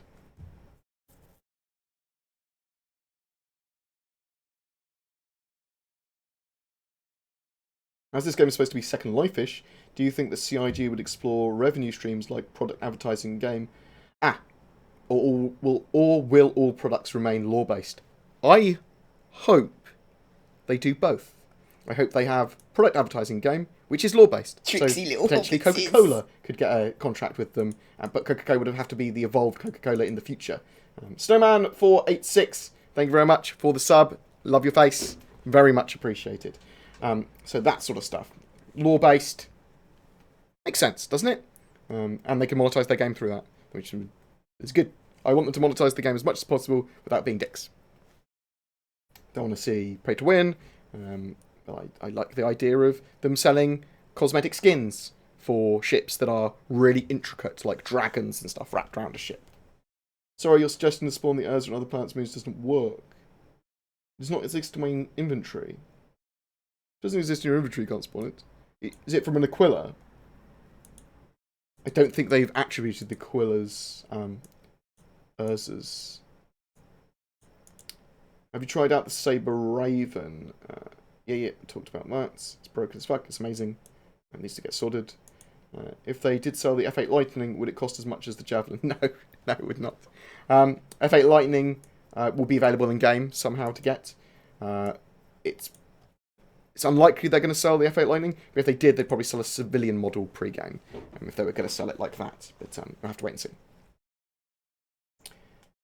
Yeah, there'll be ways of clearing your criminal status, probably paying fines, maybe something like security post career, but we don't know. Yeah, they're going to keep on adding to the criminal reputation system, the outlaw system, and the piracy system. So expect lots of different ways to play, and some other ways of protecting yourself from becoming an outlaw by like attacking things when all the common relays are off or whatever. But also other ways of doing stuff to your criminal rating to get it down that aren't just service support, security post career. Pay your fines and that sort of jazz.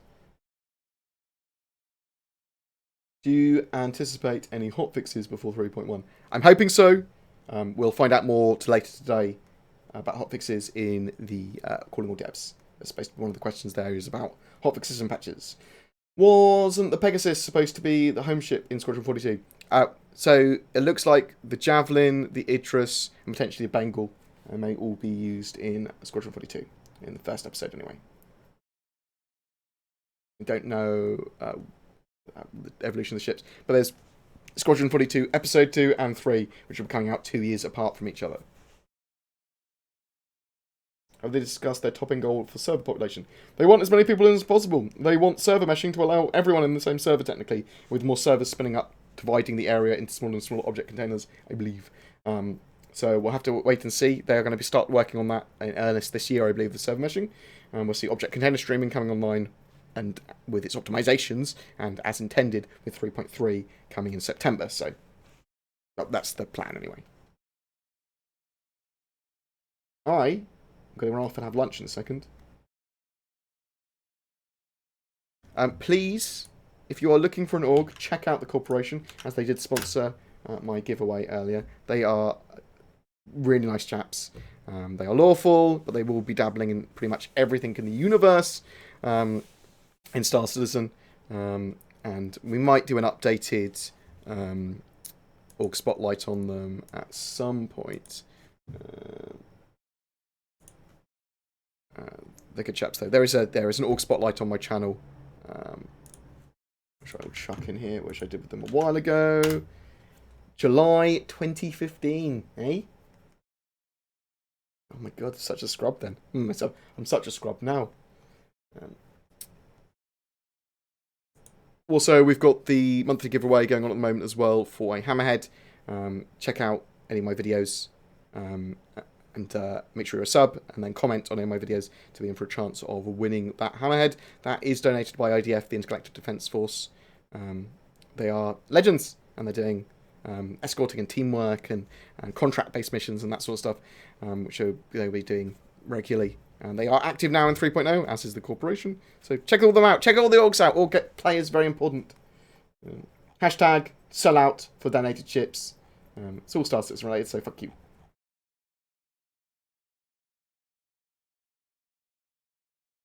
The Defender that was from Black Suns was won by... Let me tell you. It's on the Reddit. It was on the Discord as well. No. It's announced there. And it was... Listani 74.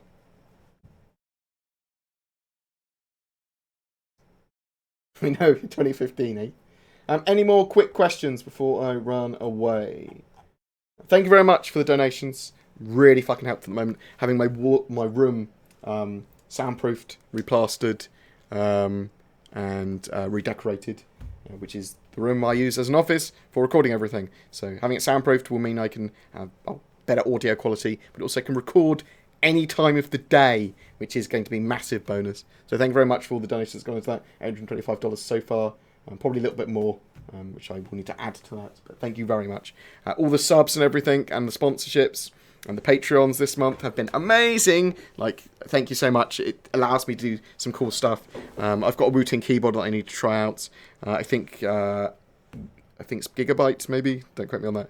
Sending me potentially a 1080 enclosure. I am getting a new laptop as soon as the 8th gen Intel laptops come out. I want to see how they compare to some of the more Ryzen-y or AMD based laptops, and then we're going to get a laptop from that. Basically, the stream gave me like $1,200 towards a new laptop, so we're going to do that. That's going to allow me to go to events and that sort of stuff, and report there, play there, record footage and stuff there, and do lots and lots of video and audio manipulation and that sort of stuff on the road, as it were, and like around the house, I suppose. It will just increase my productivity. So thank you very much. Any further development on the banding management? Not since we saw the update last year, at the end of last year. So the like white box, grey box sort of stage. Expect to see the Defender first, and then that heavily influenced the final banding measurement. Question: purchase the LTI Hawk. Should I upgrade to the Killer? Cannot spawn the Urza. That's what you were saying earlier. It's probably because they haven't attributed the Urza to your account. Yes, customer service. You have to wait. The Aquila didn't seem to have the Urza spawnable either when I was using it. Will your chair marry me? No, it's my chair. I know the missions will always... I've been trying to find out more information about this. I know missions will always be there, but profession, will it be a focus where NPC will contact you based on your profession? So you might have reputation, which might affect it. So you can have like a role profession based from that, but you won't be hard locked out of any profession, even if you don't have the right gear. Like, you'll still technically be able to accept some of the missions, but you won't be able to complete them, potentially, or complete them a bit derpily. Yeah, so reputation might affect them. So you've built up a reputation with NPC from doing lots of bounty hunting missions, and then you get bigger and better ones because of that. I'm in lots of orgs. My org that I'll be running is called Nomad Black, and we'll talk about that in the future. But they're sort of on the cusp. Well, they are lawful, but they are anti-alien, and we'll be doing a mixture of economy stuff in Fringe Worlds, but also ship capture and that sort of stuff with alien ships.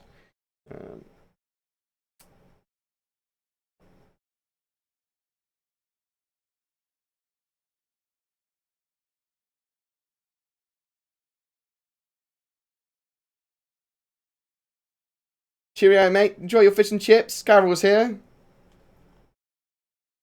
Yeah, customer service are pretty slow on that. It's just they need to attribute it to people's accounts, I think. Do you think the Javelin will be playable within the year?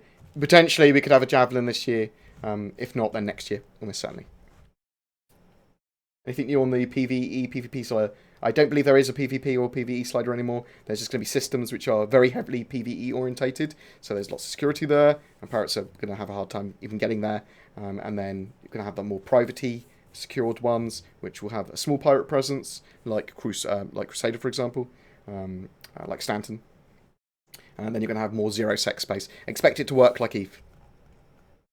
You're racists.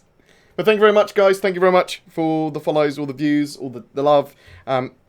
Below as well, there should be links to Zin, DC, Zen, and all the guys that I play games with regularly that you might have started to see me playing on the weekends with. They are my IRL friends that I've been playing games with like 4 years with. They're going to be starting to play Star Citizen with me, but they will be streaming with me very regularly in the evenings, and I'll be on their channel almost all the time. So follow them, give them some love, whatever. They are starting out at streaming properly now. But thank you so much, guys. I love your faces. I might get a video done later today, but more likely I'm just going to sit in my pants and watch anime the whole day. Love your faces. Take care. We should go and host someone, shouldn't we? Let's pass the love around. Twitch. Much of me. No, that's me. No, bad me. SMB. Super Matt Brothers is it. Let's give him some love. Mahusive love. So we are going to host this Chapel Madoo.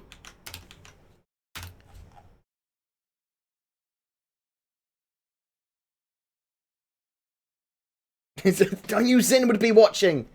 So on the weekends and in the evenings, we're going to be playing games like Black Watchman and PUBG and Dying Light and lots of co-op games. So please join me for that. But also I'm going to be hosting like a little pre-talk podcast, maybe for like half an hour, maybe a game of PUBG, and then go and raid or host their channels. But I'll be on there, and they will as well. It's going to be awesome. Hopefully, guys, you will enjoy it as well. But give them a follow, give them some love.